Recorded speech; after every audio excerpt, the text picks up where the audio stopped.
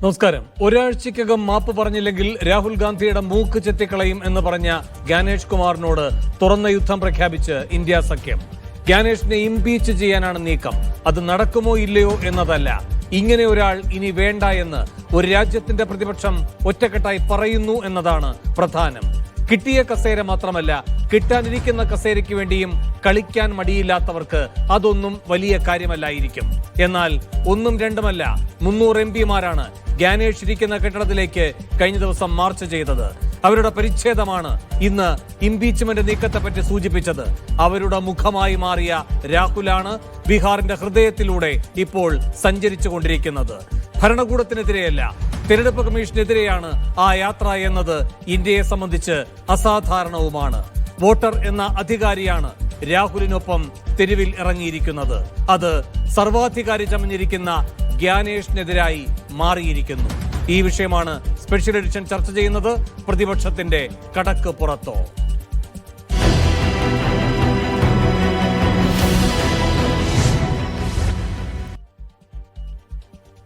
ഈ വിഷയത്തിൽ പ്രതികരിക്കാൻ കോൺഗ്രസിൽ നിന്ന് ഡോക്ടർ ജിൻഡോ ജോൺ, CPM-ൽ നിന്നും എ സമ്പത്ത്, വലത് നിരീക്ഷകൻ രാഹുൽ ഈശ്വർ അല്പസമയത്തിനകം ഈ ചർച്ചയുടെ ഭാഗമാവുകയും ചെയ്യും. ആദ്യം ഡോക്ടർ ജിൻഡോ ജോൺ, ഈ ഇംപീച്ച്മെന്റ് നിയമപരമായി സാധ്യമാണോ അല്ലയോ, അല്ലെങ്കിൽ അതിന് മതിയായ പിന്തുണ കിട്ടുമോ, കിട്ടിയാൽ തന്നെ അതിന്റെ മറ്റു നടപടിക്രമങ്ങൾ അത് അതിജീവിക്കുമോ? ഈ പ്രശ്നങ്ങളൊക്കെ ഉണ്ടാകും. പക്ഷേ മാപ്പപേക്ഷിക്കണമെന്ന് പറഞ്ഞതിന്റെ തൊട്ടു പിന്നാലെ ഇംപീച്ച്മെന്റ് എന്ന നീക്കത്തിലൂടെ പ്രതിപക്ഷം നൽകുന്ന സന്ദേശം എന്താണ്? അല്ല, ഇതിലിത്രയേ ഉള്ളൂ. ഞങ്ങൾ മുഖ്യ തെരഞ്ഞെടുപ്പ് കമ്മീഷണറെ ഇംപീച്ച് ചെയ്യണമെന്ന് പറഞ്ഞതിലൂടെ ഞങ്ങളുടെ വിധേയത്വം ഇന്ത്യൻ ഭരണഘടനയോടെയാണ്. ഇന്ത്യ മുന്നണിയുടെ മുഴുവൻ രാഷ്ട്രീയ പാർട്ടികളുടെയും വിധേയത്വം ഈ രാജ്യത്തെ ജനങ്ങളോടും ഈ രാജ്യത്തിൻ്റെ ഭരണഘടനയോടുമാണ്, അല്ലാതെ സംഘപരിവാറിനോടും BJP-യോടുമല്ല. അങ്ങനെ സംഘപരിവാറിനോടും BJP-യോടും വിധേയപ്പെട്ട ഈ രാജ്യത്തെ കേന്ദ്ര തെരഞ്ഞെടുപ്പ് കമ്മീഷണർ ആ സ്ഥാനത്തിരിക്കാൻ യോഗ്യനല്ല എന്ന് തെളിയിച്ച ഉത്തമ ഉദാഹരണമാണ് ഇന്നലത്തെ പത്രസമ്മേളനം. BJP-യുടെ അനുരാഗ് ഠാക്കൂർ നടത്തിയ പത്രസമ്മേളനം ഇതിനേക്കാൾ മികച്ചതായിരുന്നു. കുറെ കൂടി നന്നായി നുണ പറയാൻ പറ്റുന്നുണ്ടായിരുന്നു. ഇന്നലെ അദ്ദേഹം പിടിക്കപ്പെട്ട ഒരു മോഷ്ടാവിനെ പോലെയാണ് മുഖ്യ തെരഞ്ഞെടുപ്പ് കമ്മീഷണർ പത്രസമ്മേളനത്തിൽ സംസാരിച്ചത്. രാഹുൽ ഗാന്ധി കഴിഞ്ഞ 7-ാം തീയതി ഉയർത്തിവിട്ട ആ വലിയ രാഷ്ട്രീയ കൊടുങ്കാറ്റിന് ഉത്തരം നൽകാൻ പറ്റിയില്ല. ആ ചോദ്യങ്ങളൊക്കെ ഇപ്പോഴും അൺആൻസേർഡ് ആയിട്ട് നിൽക്കുക. ഉത്തരവാദിത്തപ്പെട്ട ഇലക്ഷൻ കമ്മീഷണർ BJP-യുടെ ഒരു പോഷക സംഘടന നേതാവിനെ പോലെ സംസാരിക്കുമ്പോൾ അദ്ദേഹത്തിലുള്ള വിശ്വാസം നഷ്ടപ്പെട്ടു എന്ന് രേഖപ്പെടുത്താൻ ഈ രാജ്യത്തെ മുഴുവൻ ആളുകളുടെ മുമ്പിലേക്ക് ആ സന്ദേശം പകർന്നു നൽകാൻ കൂടിയാണ് ഞങ്ങൾ ഇംപീച്ച്മെന്റ് നടപടിയുമായിട്ട് മുന്നോട്ട് പോകുന്നത്. ഇനി അതിനപ്പുറത്ത് ഞങ്ങളോട് രാഹുൽ ഗാന്ധിയോട് സത്യവാങ്മൂലം കൊടുക്കണം, മാപ്പ് പറയണമെന്ന് പറയുമ്പോൾ മാപ്പ് പറയലും സത്യവാങ്മൂലം കൊടുക്കലും അല്ല ഞങ്ങളുടെ പണി. ഞങ്ങൾ ഈ രാജ്യത്തെ സിസ്റ്റത്തെക്കുറിച്ചിട്ടുള്ള കൃത്യമായിട്ടുള്ള ഞങ്ങളുടെ നിലപാട് പൊതുസമൂഹത്തിൻ്റെ മുമ്പിൽ പൊളിറ്റിക്കലായിട്ട് ചർച്ച ചെയ്യുന്നു. ഇനി ഒരു ചോദ്യം വാദത്തിന് വേണ്ടി ചോദിക്കാം. രാഹുൽ ഗാന്ധി ഉന്നയിച്ചതുപോലെ തന്നെ തെരഞ്ഞെടുപ്പ് കമ്മീഷന്റെ പ്രവർത്തനത്തിൽ സംശയങ്ങളും വോട്ടർ പട്ടികയിലെ ക്രമക്കേടുകളെ കുറിച്ചിട്ടും BJP-യുടെ നേതാവ് അനുരാഗ് ഠാക്കൂറും സംശയം ഉന്നയിച്ചല്ലോ. എന്തുകൊണ്ട് അനുരാഗ് ഠാക്കൂറിന്റെ മാപ്പും സത്യവാങ്മൂലം ഈ തെരഞ്ഞെടുപ്പ് കമ്മീഷണർക്ക് വേണ്ടാത്തത്? അതോ ചോദിക്കാതെ തന്നെ മാപ്പ് നൽകുന്ന പാർട്ടിയിൽപ്പെട്ടതാണ് അനുരാഗ് ഠാക്കൂർ എന്നുള്ളത് കൊണ്ട് ഒരു ഇളവ് നൽകിയതാണോ? എങ്ങനെയായാലും രാഹുൽ ഗാന്ധി മാപ്പ് പറയാൻ തയ്യാറല്ല എന്ന് മാത്രമല്ല, രാഹുൽ ഗാന്ധി പറഞ്ഞതാണ് ശരിയെന്ന് ബോധ്യപ്പെട്ട ദിവസം കൂടിയാണ് ഇന്നലെ. കഴിഞ്ഞ ദിവസങ്ങളിലൊക്കെ തെളിവ് സഹിതം നമ്മൾ പറയുമ്പോൾ അത് നമ്മുടെ മാത്രം രാഷ്ട്രീയ പ്രശ്നമായിട്ട് അവർ പറയുകയും ഇന്നലെ BJP-ക്കാർ ഉൾപ്പെടെയുള്ള ആളുകൾക്ക് പോലും നാണം വരുന്ന രീതിയിലാണ് തെരഞ്ഞെടുപ്പ് കമ്മീഷണറുടെ പത്രസമ്മേളനം നടന്നത്. അപ്പോൾ അത് നമ്മുടെ മുമ്പിലേക്ക് വയ്ക്കുന്ന സന്ദേശം ആ സ്ഥാനത്തിരിക്കാൻ യോഗ്യനല്ല. സ്വതന്ത്ര ഇന്ത്യയുടെ ചരിത്രത്തിൽ ഒരിക്കലും ഒരു തെരഞ്ഞെടുപ്പ് കമ്മീഷണർ നേരിടാത്ത ആക്ഷേപമാണ് അദ്ദേഹം നേരിട്ടത്. അദ്ദേഹം എറണാകുളം ജില്ലാ കളക്ടറായിരുന്നപ്പോൾ നേരിട്ട ആക്ഷേപത്തിനേക്കാൾ വലിയ ആക്ഷേപമാണ് രാമക്ഷേത്ര നിർമ്മാണവുമായി ബന്ധപ്പെട്ട സമയത്ത് ഭൂമി ഏറ്റെടുക്കലുമായി ബന്ധപ്പെട്ട അഴിമതിയുടെ പേരിൽ അദ്ദേഹത്തിന് കേട്ടിട്ടുള്ളത്. അതൊക്കെ BJP പൊതിഞ്ഞു പിടിച്ച് സംരക്ഷിച്ചതുകൊണ്ടാണ്. BJP-യുടെ എക്കാലത്തെയും വലിയൊരു പ്ലാൻ ആയിട്ടുള്ള രാമക്ഷേത്ര നിർമ്മാണത്തിന്റെ ഇടയിൽ പോലും ഇടനിലക്കാരനായിട്ട് കൈകാര്യം ചെയ്ത് പണം കൈപ്പറ്റി അഴിമതി നടത്തിയെന്ന ആക്ഷേപം നേരിട്ട ഒരു ഉദ്യോഗസ്ഥനെ മുഖ്യ തെരഞ്ഞെടുപ്പ് കമ്മീഷണറായിട്ട് സുപ്രീം കോടതി ജഡ്ജിയുടെ നിലവാരത്തിൽ നിന്ന് ഒരു അഡീഷണൽ സെക്രട്ടറിയുടെ നിലവാരത്തിലേക്ക് താത്തി അമിത്ഷായുടെ തിട്ടൂരത്തിനൊപ്പം മുട്ടിലഴയുന്ന ഒരാളായിട്ട് മാത്രം മാറ്റിയപ്പോൾ അദ്ദേഹം നടത്തിയ ഈ പത്രസമ്മേളനത്തോടെ അദ്ദേഹം ആ സ്ഥാനത്തിരിക്കാൻ യോഗ്യനല്ല എന്ന് വെളിവാക്കപ്പെട്ടു. അദ്ദേഹത്തിനോട് അംഗീകരിച്ച് ഒരു ഘട്ടത്തിൽ പോലും നമുക്ക് മുന്നോട്ട് പോകാൻ പറ്റില്ല. ഒരു കാര്യം കൂടി കൂട്ടിച്ചേർക്കാനുണ്ട് വേണു. കഴിഞ്ഞ ലോക്സഭാ തെരഞ്ഞെടുപ്പിന്റെ സമയത്ത് നമ്മളെല്ലാം ശരിയായി പറഞ്ഞതുപോലെ, നമ്മളെല്ലാം ശരിയായി പ്രചരണം നടത്തിയതുപോലെ ഈ തെരഞ്ഞെടുപ്പ് കമ്മീഷൻ നരേന്ദ്രമോദിയുടെ സൗകര്യത്തിനനുസരിച്ചിട്ടാണ് ഈ രാജ്യത്തെ ഇലക്ഷന്റെ സ്കെഡ്യൂൾ തീരുമാനിച്ചത് എന്ന് വ്യക്തമായല്ലോ. നരേന്ദ്രമോദിക്ക് ഓടി നടന്ന് വിഷവും വിദ്വേഷം വിളമ്പാൻ പറ്റുന്ന രീതിയിൽ തെരഞ്ഞെടുപ്പിന്റെ പല ഘട്ടങ്ങളായിട്ട് തിരിച്ച് സ്കെഡ്യൂൾ തീരുമാനിച്ച് BJP-ക്ക് അനുകൂലമായിട്ട് ചെയ്തു കൊടുത്തു. അതോടൊപ്പം സമ്പത്ത്, ഇവിടെ ഇപ്പോൾ ഈ BJP എന്താണോ പറഞ്ഞുകൊണ്ടിരുന്നത് അത് ആവർത്തിക്കുകയാണ് തിരഞ്ഞെടുപ്പ് കമ്മീഷൻ ചെയ്തത് എന്നൊക്കെ സ്വയം ആശ്വസിച്ചുകൊണ്ട് പ്രതിപക്ഷത്തിന് പ്രതികരിക്കാമെങ്കിലും, അങ്ങനെ ജ്ഞാനേഷ് കുമാറിനെ പ്രതിരോധത്തിലാക്കി എന്നൊക്കെ പറയാമെങ്കിലും അന്തിമ ഫലം എന്താണ് സർ? ഇത് ഒന്നുകിൽ കോടതിയിൽ പോകൂ, അല്ലെങ്കിൽ ഇതിൻ്റെ സമയം കഴിഞ്ഞിരിക്കുന്നു, സമയം ഉള്ളപ്പോൾ നിങ്ങൾ എന്തുകൊണ്ട് ചെയ്തില്ല? ഇതേ കാര്യങ്ങൾ ആവർത്തിക്കുകയാണ് തിരഞ്ഞെടുപ്പ് കമ്മീഷൻ ചെയ്തത്. തൃശ്ശൂരിൽ ഈ കമ്മീഷന്റെ വാർത്താ സമ്മേളനത്തിന് മുൻപ് സുരേഷ് ഗോപിക്ക് നാവനക്കാനുള്ള ഇട കിട്ടിയതും ഈ തിരഞ്ഞെടുപ്പ് കമ്മീഷന്റെ സ്വഭാവം എന്താ എന്നത് സംബന്ധിച്ച ഉറച്ച ബോധ്യം കൊണ്ടാണ്. നിങ്ങൾ അവിടെ പോയി ചോദിക്കൂ, അവിടെ എന്തെങ്കിലും ഉത്തരം കിട്ടിയോ? ഇല്ലല്ലോ. അപ്പോൾ അന്തിമ ഫലം എന്ന് പറയുന്നത് നിങ്ങളുടെ ചോദ്യം അവിടെ കിടപ്പുണ്ട്, പക്ഷെ നിങ്ങൾക്ക് ഉത്തരം പറയാനുള്ള ഒരു ബാധ്യതയും രാജ്യത്ത് ഒരു ഭരണഘടനാ സ്ഥാപനത്തിനും ഇല്ല എന്ന രൂപത്തിൽ കാര്യങ്ങൾ എത്തിയിരിക്കുകയാണോ?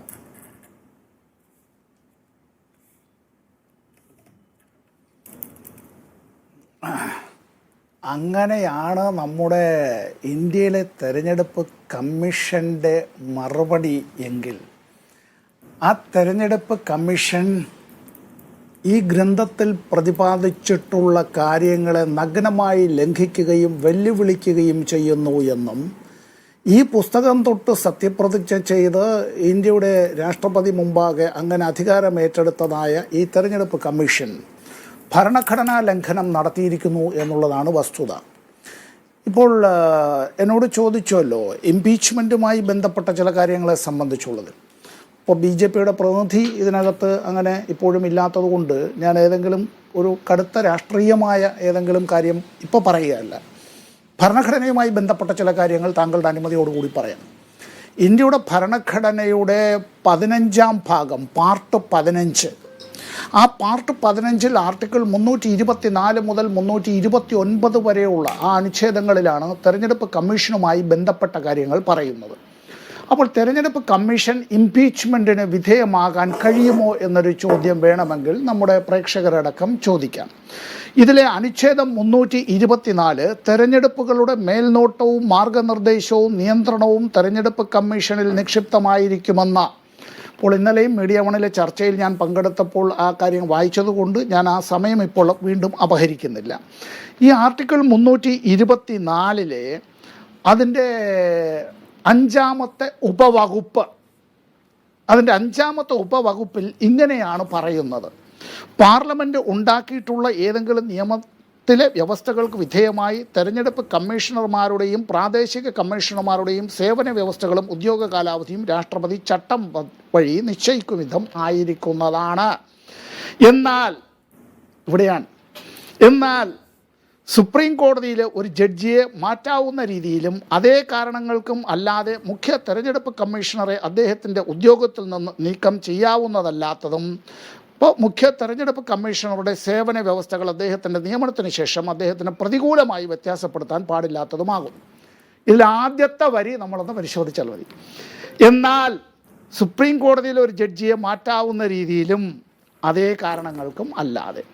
അപ്പോൾ സുപ്രീം കോടതിയിലെ ജഡ്ജിമാരെ മാറ്റുന്നതിനെ സംബന്ധിച്ച് ഇതിനകത്ത് പറയുന്ന കാര്യത്തിൽ ആർട്ടിക്കിൾ 131 അനുച്ഛേദം 131 ഇതിനകത്ത് ഇപ്പോൾ തന്നെ സംശയമുണ്ട്. ഇംപീച്ച്മെന്റ് എന്നത് സാധ്യമാണോ എന്ന്. ഇപ്പോൾ രാജ്യസഭയിൽ 50 പേരുടെ ഈ പറയുന്ന ഒപ്പ്, ഇപ്പൊ ലോക്സഭയിലാണെങ്കിൽ 100 പേരുടെ ഒപ്പ്, ഇത് സമാഹരിക്കാൻ കഴിയും പ്രതിപക്ഷത്തിന്. പക്ഷെ അപ്പോഴും ഈ പറയുന്ന സ്പീക്കർക്കോ ചെയർമാനോ അദ്ദേഹത്തിന്റെ വിവേചനാധികാരം ഉപയോഗിച്ചാണ് ഇത് അഡ്മിറ്റ് ചെയ്യണോ വേണ്ടയോ എന്നൊക്കെയുള്ള കാര്യങ്ങൾ തീരുമാനിക്കാൻ കഴിയുക.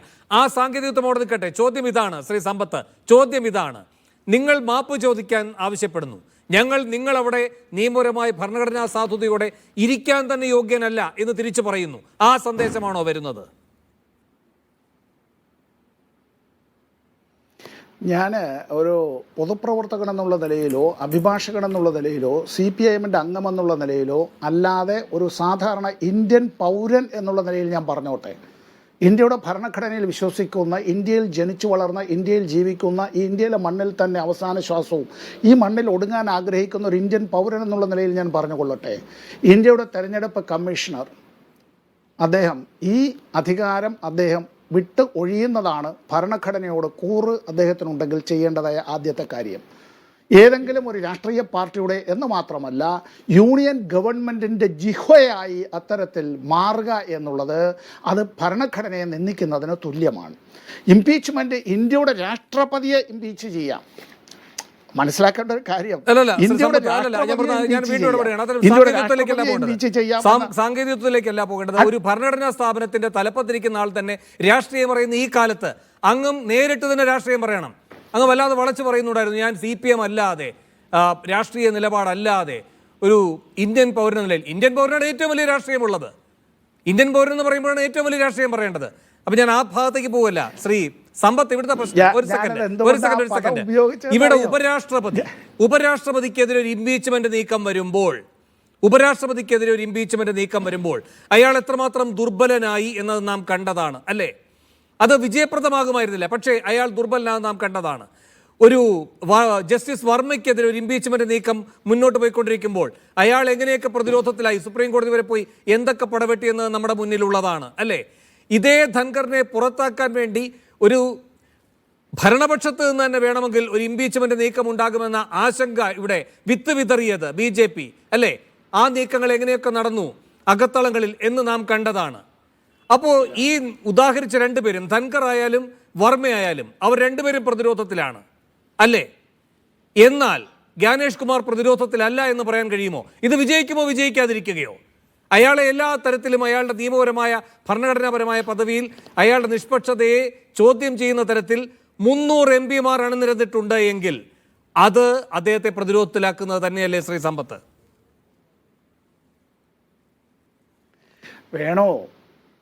പരിപൂർണ നഗ്നനായി മഹാരാജാവ് തിരുമനസ് അങ്ങനെ തെരുവിൽ നിൽക്കുകയും തൻ്റെ ശരീരത്തിൽ ആലേപനം ചെയ്തിട്ടുള്ളത് ചന്ദനമാണെന്ന് സ്വയം വിശ്വസിച്ച് തൻ്റേതായിട്ടുള്ള വിസർജ്യങ്ങളെ അത്തരത്തിൽ ലേപനം ചെയ്തുകൊണ്ട് നിൽക്കുകയും അങ്ങനെ ഒരു മഹാരാജാവ് നഗ്നനാണ് എന്നും അങ്ങ് ഈ ലേപനം ചെയ്തിട്ടുള്ളതൊന്നും ചന്ദനമല്ല എന്നും വല്ലാതെ ദുർഗന്ധം വമിക്കുന്നതാണ് എന്നും ഏതെങ്കിലും കുട്ടി വിളിച്ചു പറഞ്ഞാൽ ആ കുട്ടിയെ വല്ലാതെ ശകാരിക്കുന്നതായ പഴയ കഥ ഓർമ്മയുണ്ടല്ലോ. ആ കുട്ടിയെ തടങ്കലിലാക്കാനായി അങ്ങനെ തൻ്റെ ഭടന്മാരോട് ഉത്തരവിട്ടതായ മഹാരാജാവിൻ്റെ കഥ ഓർമ്മയുണ്ടല്ലോ. ആ കുട്ടി പറഞ്ഞത് ശരിയാണ് എന്നുള്ളതുപോലെ ഇന്ത്യയിൽ ഇന്ന് ഗലി ഗലി മീൻ കഹത്തി ഹേ, എന്താ ഈ തെരഞ്ഞെടുപ്പ് കമ്മീഷനെ കുറിച്ചാണ് പറയുന്നത്. ചൗക്കീദാർ ചോർ ഹേ എന്ന് മാത്രമല്ല പറയുന്നത്. ഇന്ത്യയുടെ തെരഞ്ഞെടുപ്പ് സംവിധാനം അട്ടിമറിക്കുക എന്നുള്ളതിന് ഇപ്പോൾ ഈ സമീപകാലത്ത് ഇപ്പോൾ നമ്മുടെ കുട്ടികൾ പറയുന്ന കാര്യം, തെരഞ്ഞെടുപ്പ് കമ്മീഷൻ്റെ പുതിയ വാർത്താക്കുറിപ്പ് ഇറങ്ങിയിട്ടുണ്ട്, ഞങ്ങൾ NDAയുടെ ഭാഗമായി ചേരുന്നില്ല, പുറത്തുനിന്ന് പിന്തുണ കൊടുക്കാനാണ് തീരുമാനം എന്ന് പറയുന്ന നിലയിലേക്ക്. സത്യം അതല്ലേ വേണു? ഈ തെരഞ്ഞെടുപ്പിലെ വോട്ടർ പട്ടിക ഉൾപ്പെടെയുള്ള കാര്യങ്ങൾ ഇതെല്ലാം സത്യസന്ധവും സുതാര്യവുമായി നിഷ്പക്ഷമായി നീതിപൂർവമായി തെരഞ്ഞെടുപ്പ് കമ്മീഷൻ പ്രവർത്തിക്കണം. ഭരണഘടന നൽകിയതായ ഉത്തരവാദിത്വം ആ ചുമതല നിർവഹിക്കണം. ഇത് എല്ലാം ഞങ്ങളൊന്നും നൽകില്ല. നിങ്ങൾ എന്തെങ്കിലും പറയുന്നുവെങ്കിൽ നിങ്ങൾ അത്തരത്തിൽ അഫിഡാവിറ്റ് നൽകണം. തെരഞ്ഞെടുപ്പ് കമ്മീഷൻ കോടതിയല്ല. ഞാനൊരു വക്കീലാണ്. തെരഞ്ഞെടുപ്പ് കമ്മീഷൻ കോടതിയല്ല. ഇല്ലാത്ത അധികാരമുണ്ട് എന്ന് തെരഞ്ഞെടുപ്പ് കമ്മീഷൻ വല്ലാതെ അങ്ങ് നെഗളിക്കരുത്. ഇവിടെ സുപ്രീം കോടതിക്കുള്ള അധികാരവും അതുപോലെ ഹൈക്കോടതികൾക്കുള്ള അധികാരവും അതിൻ്റെ ഒറിജിനൽ ജൂറിസ്ഡിക്ഷനുണ്ട്. ഇവിടെ തെരഞ്ഞെടുപ്പ് കമ്മീഷൻ തന്നെ പറയുകയാണ് 1 കോടിയിലധികം ഉദ്യോഗസ്ഥന്മാരും പിന്നെ ഞങ്ങൾക്ക് അത്തരത്തിലുള്ള ഒരുപാട് ഇത്തരത്തിൽ താഴെ തലം വരെയുള്ള സംവിധാനങ്ങളും എല്ലാം ഉണ്ട് എന്ന് പറയുന്നവർ രാഷ്ട്രീയ പാർട്ടികളോട് ചോദിക്കുകയാണ്, നിങ്ങൾ തെളിവ് കൊണ്ടുവരൂ എന്ന്. പാത്തു നിന്നവന് 10 പണം പിഴ എന്ന് ഞങ്ങൾ തിരുവിതാംകൂറുകാർ പറയുന്നത് പോലെ ഇത് കണ്ടുപിടിക്കപ്പെട്ടാൽ അത് അന്വേഷിക്കണം എന്നാവശ്യപ്പെട്ടാൽ അവരെ ശകാരിക്കുകയും ഭത്സിക്കുകയും ചെയ്യുക എന്നുള്ളത്. ഇപ്പോൾ ഈ കഴിഞ്ഞ ലോക്സഭാ തെരഞ്ഞെടുപ്പുമായി ബന്ധപ്പെട്ട് മഹാരാഷ്ട്രയിലെ വോട്ടർമാരുടെ എണ്ണത്തിലുണ്ടായ കുത്തനെയുള്ള വർധനവിനെ സംബന്ധിച്ച് ആർക്കും ഒന്നും മനസ്സിലായില്ല എന്നാണ് എങ്കിൽ ഇവിടെ തെരഞ്ഞെടുപ്പ് കമ്മീഷൻ പറയുന്നതിൻ്റെ അർത്ഥം ഇവിടെ അച്ഛൻ പത്തായത്തിലും ഇല്ല എന്നതാണ് മനസ്സിലാക്കേണ്ടത്. BJPയുടെ ഒരു ജിഹുയായി തെരഞ്ഞെടുപ്പ് കമ്മീഷൻ മാറുകയും തെരഞ്ഞെടുപ്പ് കമ്മീഷൻ ഞങ്ങളുടെ വളർത്തുനായാണ് എന്ന് ഡബിൾ ഇൻവെർട്ടഡ് കോമയിൽ ഞാൻ അവരെ ആക്ഷേപിക്കുകയൊന്നുമില്ല. ഇനി അത്തരത്തിലൊരു മാനനഷ്ട കേസ് അദ്ദേഹം കൊടുത്താൽ ഞാനും ആ മാനനഷ്ട കേസ് അത്തരത്തിലുള്ള പ്രതിയായി അത്തരത്തിൽ ഹാജരാകുന്നതിന് സന്തോഷമേ ഉള്ളൂ. വാസ്തവത്തിൽ വളർത്തുനായയ്ക്ക് നൊന്താൽ യജമാനനാണ് നോവുക. അതുകൊണ്ടാണ് തെരഞ്ഞെടുപ്പ് കമ്മീഷനെ കുറിച്ചുള്ള ഇത്തരത്തിലുള്ള ആക്ഷേപങ്ങളോ ആരോപണങ്ങളോ വിമർശനങ്ങളോ ഉണ്ടാകുമ്പോൾ BJPക്ക് വല്ലാതെ നോവുന്നത്. ഇല്ല എങ്കിൽ ഒരു രാഷ്ട്രീയ കക്ഷി എന്നുള്ള നിലയിൽ അതെല്ലാം തെരഞ്ഞെടുപ്പ് കമ്മീഷൻ പറയട്ടെ എന്നുള്ള നിലയിലേക്കാണ് നിൽക്കേണ്ടിയിരുന്നത്. അതല്ല ഉണ്ടായിട്ടുള്ളത്. പരസ്പര പൂരകമായി പരസ്പരം ഉത്സാഹമായി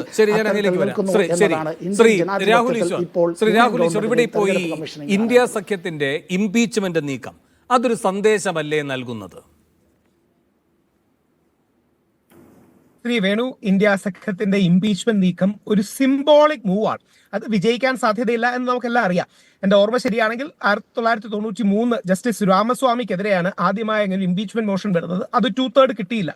പക്ഷേ ഏറ്റവും സിഗ്നിഫിക്കന്റ് ആയി ഇത്തരം ഒരു പൊളിറ്റിക്കൽ സ്റ്റേറ്റ്മെന്റ് വരുന്നത് ഒരു പക്ഷേ ഇന്ത്യൻ ജുഡീഷ്യറിയുടെ ചരിത്രത്തിൽ ഏറ്റവും നല്ലതല്ലാത്ത ചീഫ് ജസ്റ്റിസ് എന്ന് നമുക്ക് പറയാൻ കഴിയുന്ന ജസ്റ്റിസ് ദീപക് മിശ്രയ്ക്കെതിരെയാണ്. അദ്ദേഹത്തിനെതിരെ ആദ്യമായി ദേശീയ മാധ്യമങ്ങളടക്കം ഇരുന്ന് പറഞ്ഞതിന്റെ ഒരു ക്രെഡിറ്റ് ഞാൻ തന്നെ കൊടുക്കാറുണ്ട്. പക്ഷേ ജസ്റ്റിസ് ദീപക് മിശ്രയ്ക്കെതിരെയാണ്. 2018 ഒപ്പോസിഷൻ പാർട്ടികൾ വന്നു. അന്ന് പക്ഷേ ശ്രീ വെങ്കയ്യ നായിഡുവിന്റെ ഇടപെടൽ കൊണ്ട് അത് മുമ്പോട്ട് പോകാൻ കഴിയില്ല. അപ്പോൾ ഇതൊരു സിംബോളിക് റെപ്രസെന്റേഷൻ ആയിരിക്കും. ഇലക്ഷൻ കമ്മീഷൻ ആദരണിക്കാൻ ബോഡിയാണ്. നമ്മുടെ TN ശേഷനൊക്കെ ഫാൻസ് അസോസിയേഷൻ ഉണ്ടായിരുന്നു. ആ പത്രസമ്മേളനം മുഴുവൻ ഞാനിത് കണ്ടു. നമ്മുടെ ഒരു മലയാളി മാധ്യമ പ്രവർത്തകനാണ് ആദ്യം ചോദിക്കാൻ അവസരം അടക്കം കിട്ടിയത്. പക്ഷെ എനിക്കതിൽ വിഷമം തോന്നിയത് ശ്രീ അനുരാഗ് ഠാക്കൂറിന്റെ അടക്കമുള്ള കാര്യങ്ങൾ പ്രോപ്പർലി അനുരാഗ് ഠാക്കൂർ 6ഓളം ലോക്സഭാ കോൺസ്റ്റിറ്റ്യുവൻസികളിൽ അങ്ങനെ വ്യാജ വോട്ട് ചേർത്തു എന്ന് പറഞ്ഞു. അതിൽ പലതും കള്ളമാണെന്ന് നമുക്കെല്ലാം അറിയാം. മൈമുന അടക്കമുള്ള കാര്യങ്ങൾ ശരിയല്ല എന്ന് എല്ലാ മാധ്യമങ്ങളും കണ്ടെത്തി. അത് 3 വ്യത്യസ്ത വ്യക്തികളാണ്. പക്ഷേ അനുരാഗ് ഠാക്കൂർ അടക്കമുള്ള മുതിർന്ന മുമ്പ് മന്ത്രിയായിരുന്ന ആൾക്കാരുടെ ആരോപണങ്ങൾ എനിക്ക് തോന്നുന്നു 12ാമത്തെയോ 13ാമത്തെയോ ചോദ്യമായിട്ട് എന്തോ ഉയർത്തിയിട്ടുണ്ടായിരുന്നു. അതിനൊന്നും ഇലക്ഷൻ കമ്മീഷൻ വേണ്ട രീതിയിൽ മറുപടി പറഞ്ഞിട്ടില്ല എന്നുള്ളൊരു സത്യമാണ്. ഇത് ഏതെങ്കിലും പക്ഷത്തിന്റെ ഭാഗമായി നിന്ന് പറയുന്നതല്ല. നമുക്കെല്ലാം കാണാൻ കഴിയുന്ന ഇപ്പോഴും ആ പ്രസ് മീറ്റിന്റെ മുഴുവൻ ആയിട്ട് കിടപ്പുണ്ടല്ലോ. അപ്പൊ ഇത്തരം ക്വസ്റ്റ്യൻസിന് കുറെ കൂടെ ക്ലാരിറ്റി നൽകാമായിരുന്നു. സത്യസന്ധമായി ഈ വിഷയത്തിൽ രാഹുൽ ഗാന്ധി പറഞ്ഞ പല കാര്യങ്ങളിൽ ഞെട്ടലുണ്ടാകും. രാഹുൽ അതിൽ കാണുന്നത് ഒരു വ്യക്തതയുടെ പ്രശ്നമാണോ? അത് പറയാൻ പാടില്ല എന്ന കാര്യത്തിൽ ജ്ഞാനേഷ് കുമാറിന് നല്ല വ്യക്തതയുണ്ടായിരുന്നു രാഹുലെ. അല്ലെന്നേ, അനുരാഗ് ഠാക്കൂറുമായി ബന്ധപ്പെട്ട കാര്യങ്ങൾ പറയരുത് എന്ന കാര്യത്തിൽ ജ്ഞാനേഷ് കുമാറിന് നല്ല വ്യക്തതയുണ്ടായിരുന്നു. അതുകൊണ്ടാണ് പറയാഞ്ഞത്. അല്ല, എന്റെ അഭിപ്രായത്തിൽ ശ്രീ രാഹുൽ ഗാന്ധി ഈ നാട്ടിൽ എത്ര സേവനം ചെയ്തോ അതിന് തൊട്ട് താഴെയുള്ള സേവനം അനുരാഗ് ഠാക്കൂറും ചെയ്തു എന്നുള്ളതാണ് കാര്യം. അനുരാഗ് ഠാക്കൂറിനെ പോലെ ഒരു മന്ത്രിയും അല്ലെങ്കിൽ കേന്ദ്രമന്ത്രിസഭയുടെ ഭാഗമായിട്ട് നിന്ന് അത്യാവശ്യം മുതിർന്ന രാഹുൽ ഗാന്ധി പറഞ്ഞ കാര്യങ്ങൾ തെറ്റാണെന്ന് ആർക്കും തെളിയിക്കാൻ കഴിഞ്ഞിട്ടില്ല. അനുരാഗ് ഠാക്കൂർ പറഞ്ഞതിന് നേരത്തോട് നേരത്തെ ഉണ്ടായിരുന്നില്ല. അല്ല പിന്നെ എങ്ങനെയാണ് തുല്യമായി പറയാൻ കഴിയുക? അല്ലല്ല, ഞാൻ സർക്കാസ്റ്റിക്കായി പറഞ്ഞ കേട്ടോ. അല്ലല്ല ശ്രീ വേണു, ഞാൻ സർക്കാസ്റ്റിക്കായിട്ട് പറഞ്ഞു. അതായത് ഭരണപക്ഷത്തു നിന്ന് ഒരാൾ പറഞ്ഞപ്പോ ഇതിപ്പോ എന്താ സംഭവിച്ചെന്ന് പറഞ്ഞാൽ ക്ലാസ്സിൽ ടീച്ചർ ഒരു കുട്ടിയെ അല്ലെങ്കിൽ ഒരു കുട്ടി ടീച്ചറിനോട് പറയുകയാണ് ടീച്ചർ അവിടെ കോപ്പി അടി നടക്കുന്നു എന്ന്. അപ്പൊ ആ കോപ്പി അടിക്കുന്ന കുട്ടി പറയാണ് ടീച്ചർ മറ്റു പലരും കോപ്പി അടിക്കുന്നുണ്ട് എന്ന് പറയുന്നത് പോലെ ഒരു അവസ്ഥയിലേക്ക്. അതായത് ഇപ്പം 2 പാർട്ടിക്കാരെ സമ്മതിച്ചല്ലോ. അതായത് കോൺഗ്രസിന്റെ ഭാഗത്ത് നിന്ന് പ്രതിപക്ഷ നേതാവും ഷാഡോ പ്രൈം മിനിസ്റ്ററുമായ ശ്രീ രാഹുൽ ഗാന്ധി ഈ ഇലക്ടോറൽ മാൽ പ്രാക്ടീസ് നടക്കുന്നുണ്ടെന്ന് സമ്മതിച്ചു. BJPയുടെ ഭാഗത്ത് നിന്ന് അനുരാഗ് ഠാക്കൂർ സമ്മതിച്ചു. എനിക്കറിയില്ല അനുരാഗ് ഠാക്കൂറിനെ ഒരു പ്രസ് മീറ്റ് വിളിക്കാൻ എങ്ങനെയാണ് BJP നേതൃത്വം അനുമതി കൊടുത്തത്. ഇങ്ങനെ തട്ടിപ്പുകൾ നടക്കുന്നുവെന്ന് രാഹുൽ ഗാന്ധി സമ്മതിച്ചു. അങ്ങനെയാണോ രാഹുൽ അതിനെ കാണുന്നത്? അല്ലല്ല, അനുരാഗ് ഠാക്കൂർ സമ്മതിച്ചു. അനുരാഗ് ഠാക്കൂർ രാഹുൽ ഗാന്ധി പ്രതിപക്ഷ നേതാവെന്ന് ആരോപണം ഉന്നയിച്ചു. പക്ഷെ അനുരാഗ് ഠാക്കൂർ അത് സമ്മതിക്കുമ്പോൾ ഇലക്ഷൻ കമ്മീഷന്റെ കൈകൾ ശുദ്ധമല്ലെന്ന് പറയാതെ പറയുകയല്ലേ. ഞാനത് പൊളിറ്റിക്കൽ പോയിന്റ് സർക്കാസ്റ്റിക് ആയിട്ട് പറഞ്ഞതാണ്. അതായത് അനുരാഗ് ഠാക്കൂർ പറയുന്നത് 6ഓളം മണ്ഡലങ്ങളിൽ ഒരുപാട് വ്യാജ വോട്ട് ചേർത്തു എന്നാണ്.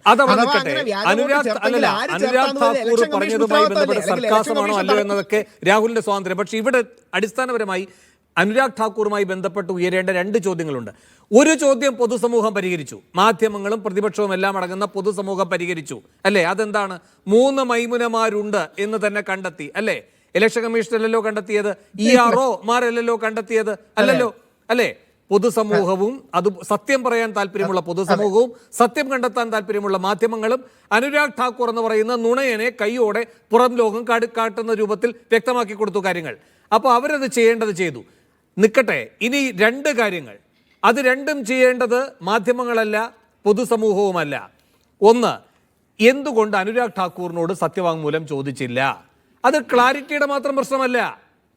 അതെന്തുകൊണ്ട് ചോദിച്ചില്ല എന്നത് കൃത്യമായി ആ നിലപാടും നടപടിയും എടുക്കേണ്ട തെരഞ്ഞെടുപ്പ് കമ്മീഷൻ തന്നെയാണത് വ്യക്തമാക്കേണ്ടത് അല്ലേ? 2ാമത്തെ കാര്യം, തുടർച്ചയായി പ്രതിപക്ഷ നേതാവ് ചോദിച്ചുകൊണ്ടിരിക്കുന്നതാണ്, കോൺഗ്രസിന് കിട്ടാതെ ഇരുന്ന ഈ പറയുന്ന മെഷീൻ റീഡബിൾ ആയിട്ടുള്ള ഈ പ്രിന്റ് ഔട്ട് ഉണ്ടല്ലോ, അതെങ്ങനെ അനുരാഗ് ഠാക്കൂറിന് കിട്ടി? 2നും രാഹുൽ എന്താണ് ബോധ്യം? അല്ല, 2 കാര്യങ്ങളാണ്. ഒന്ന്, ലഘുവായി ഒരു സ്റ്റേറ്റ്മെന്റ് പറയാൻ അനുവദിക്കണം. അത് എന്ത് പറ്റിയെന്ന് പറഞ്ഞാൽ അനുരാഗ് ഠാക്കൂർജി മൈമുന എന്ന പേര് കണ്ടപ്പോൾ അതൊരു അവസരമായിട്ട് എടുത്തതാണ്. മൈമുന എന്ന പേരും കേരളം എന്ന സംസ്ഥാനം കൂടെ കണ്ടപ്പോൾ ആ മൈമുന എന്ന രാഹുൽ മറ്റു വിഷയങ്ങളിലേക്ക് പോകാതെ ചോദ്യത്തിലേക്കുള്ള മറുപടി. അതാണ് അതിന്റെ വാസ്തവം. അതിന്റെ രാഷ്ട്രീയം മനസ്സിലാകുന്നവർക്ക് അതാണ് വാസ്തവം. രണ്ട്, ഇനി സത്യസന്ധമായിട്ട് പറഞ്ഞാൽ ഒരു പാർട്ടിയുടെയും പക്ഷമായിട്ട് പറയുകയല്ല, ഇലക്ഷൻ കമ്മീഷന്റെ ഉത്തരങ്ങൾ സാറ്റിസ്ഫാക്ടറി ആയിരുന്നില്ല. എനിക്ക് തോന്നുന്നില്ല ആയിരുന്നു എന്ന് BJP ഹാൻഡിലുകളോ അല്ലെങ്കിൽ RSS ഹാൻഡിലുകളോ വലതുപക്ഷ ഹാൻഡിലുകളോ പ്രചരിപ്പിക്കുന്നില്ല. ഒരു ഡിഫെൻസീവ് പ്ലേ ആയി ഒരു ഡിഫെൻഡ് ചെയ്യാൻ വേണ്ടി മാത്രം കളിച്ചല്ലേ. ഇപ്പൊ അല്ലെന്ന് പറഞ്ഞിട്ട് കാര്യമുണ്ടോ? നമ്മളെല്ലാം കണ്ടതല്ലേ. ആ പത്രസമ്മേളനം സീരിയസ് ആയി ഇന്ത്യയിലെ വലിയൊരു ശതമാനം ജനങ്ങൾ ഇത് കണ്ടതാണ്. അതുകൊണ്ട് രാഹുൽ ഗാന്ധിയുടെ ചോദ്യങ്ങൾക്ക് മറുപടി വന്നില്ല. ഇനി ഒരു കാര്യം കൂടെ പറയാം. ഇവർ കോടതിയിലേക്ക് പോകാൻ സാധ്യതയില്ല. കാര്യം ഇപ്പോ ബോൾ രാഹുൽ ഗാന്ധിയുടെ കോർട്ടിലാണ്. രാഹുൽ അതല്ല, അനുരാഗ് ഠാക്കൂറിന് എന്താണോ രാഹുൽ ഗാന്ധിക്ക് കിട്ടാതിരുന്നത് അതേ രേഖകൾ ഒരു MP ആയിരിക്കുന്ന അനുരാഗ് ഠാക്കൂറിന് എങ്ങനെ കിട്ടി, രാജ്യത്തിന്റെ പ്രതിപക്ഷ നേതാവിന് കിട്ടാഞ്ഞത്? അതിന്റെ ഉത്തരം ഓബ്വിയസ് അല്ലേ? അതാ ഉത്തരം, ഓബ്വിയസ് ആയ ഉത്തരം ഞാൻ പറഞ്ഞു മോശമാക്കുന്നില്ല. അതിന്റെ ഉത്തരം അതായത് രാഹുൽ കേൾക്കണമെന്നുണ്ട്. പറയൂ. എന്റെ ധാരണ ഞാൻ പറയാം. രാജ്യവ്യാപകമായി പ്രതിഷേധം ഉയർന്നപ്പോൾ ഒരു ടെസ്റ്റ് ഡോസ് എന്ന രീതിയിൽ ഒരു മിഡിൽ ലെവൽ ലീഡർഷിപ്പിൽ നിൽക്കുന്ന അനുരാഗ് ഠാക്കൂറിനെ കൊണ്ട് അങ്ങനെ ഒരു മറുപടി പറയാൻ ഒരുപക്ഷെ അവരുടെ രാഷ്ട്രീയ നേതൃത്വം ചിന്തിച്ചതായിരിക്കാം. അല്ല, BJP അത് ചെയ്തോട്ടെ, ഠാക്കൂർ അതിനു വേണ്ടി ഇറങ്ങുകയും ചെയ്തോട്ടെ. എന്റെ ചോദ്യം അതല്ല, കടലാസ് എവിടെ നിന്ന് കിട്ടിയെന്നുള്ളതാണ്. നമുക്ക് അറിഞ്ഞൂടെ വേണുജി? അത് ഇലക്ഷൻ കമ്മീഷൻ ഒരു പൊളിറ്റിക്കൽ അപ്പോയിന്റിംഗ് അല്ലേ? പണ്ടാണെങ്കിൽ പ്രതിപക്ഷ നേതാവും പ്രധാനമന്ത്രിയും സുപ്രീം കോടതി ചീഫ് ജസ്റ്റിസും ഉണ്ടായിരുന്നു. സുപ്രീം കോടതി ചീഫ് ജസ്റ്റിസിനെ മാറ്റുകയും രണ്ട് ഭരണപക്ഷത്തിന്റെ ആൾക്കാർ വരുമ്പോൾ ഇൻ ഇഫക്റ്റ് അത് ഭരണപക്ഷത്തിന് ആരാണോ താല്പര്യം അവരെയാണ് കൊണ്ടുവരുന്നത്. അപ്പൊ ആരോടാണ് അപ്പോയിന്റ് ചെയ്യുന്നത് അവരോടാണ് ലോയലിറ്റി. പഴയ സിസ്റ്റം തന്നെയായിരുന്നു നല്ലത്. സുപ്രീം കോടതി ചീഫ് ജസ്റ്റിസും സുപ്രീം കോടതിയുടെ സാന്നിധ്യം ഉണ്ടെങ്കിൽ ശരി. ഡോക്ടർ ജിൻഡോ, ഒരു വലത് നിരീക്ഷകനായിട്ട് വന്ന് രാഹുൽ ഇതൊക്കെ അങ്ങ് സമ്മതിച്ചു തരികയാണ്. ഇത് രാഷ്ട്രീയമായ നിയമനമാണ്. ഈ കടലാസൊക്കെ ഠാക്കൂറിന് കിട്ടുന്നതിൻ്റെ കാര്യം നമുക്ക് എങ്ങനെയാണെന്ന് അറിയാമല്ലോ. ഇതൊക്കെ അങ്ങ് സമ്മതിക്കുകയാണ്. ഇത് BJP നേരിട്ട് സമ്മതിക്കില്ല. പക്ഷേ BJP ഒക്കെ വേണമെങ്കിൽ മാനസികമായി പിന്തുണയ്ക്കുന്ന അല്ലെങ്കിൽ അത്തരം അനുകൂല നിലപാടെടുക്കുന്ന രാഹുലിനെ പോലെയുള്ള ആളുകൾ ഇത്ര വലിയ രൂപത്തിൽ ഇതിൽ രാഷ്ട്രീയമായ ഇടപെടൽ നടന്നിരിക്കുന്നതെന്ന് സമ്മതിച്ചുകൊണ്ട് തന്നെയാണ് തിരഞ്ഞെടുപ്പ് കമ്മീഷൻ ചില കാര്യങ്ങളിൽ വ്യക്തത വരുത്തിയില്ലെങ്കിലും ഭൂരിപക്ഷം കാര്യങ്ങളിൽ വ്യക്തത വരുത്തിയെന്ന വാദവുമായി ഇത്തരം ചർച്ചകളിൽ പങ്കെടുക്കുന്നത്. അല്ല വേണു, ഇതിലൊരു കാര്യം എന്താ അറിയോ, BJPയുടെ ആളുകൾക്ക് പോലും BJPയെ സപ്പോർട്ട് ചെയ്യുന്നവരുടെ കാര്യം വിട്, BJPയുടെ ഉത്തരവാദിത്തപ്പെട്ട നേതാക്കന്മാർക്ക് പോലും മറുപടി പറയാൻ പറ്റുന്നുണ്ട്.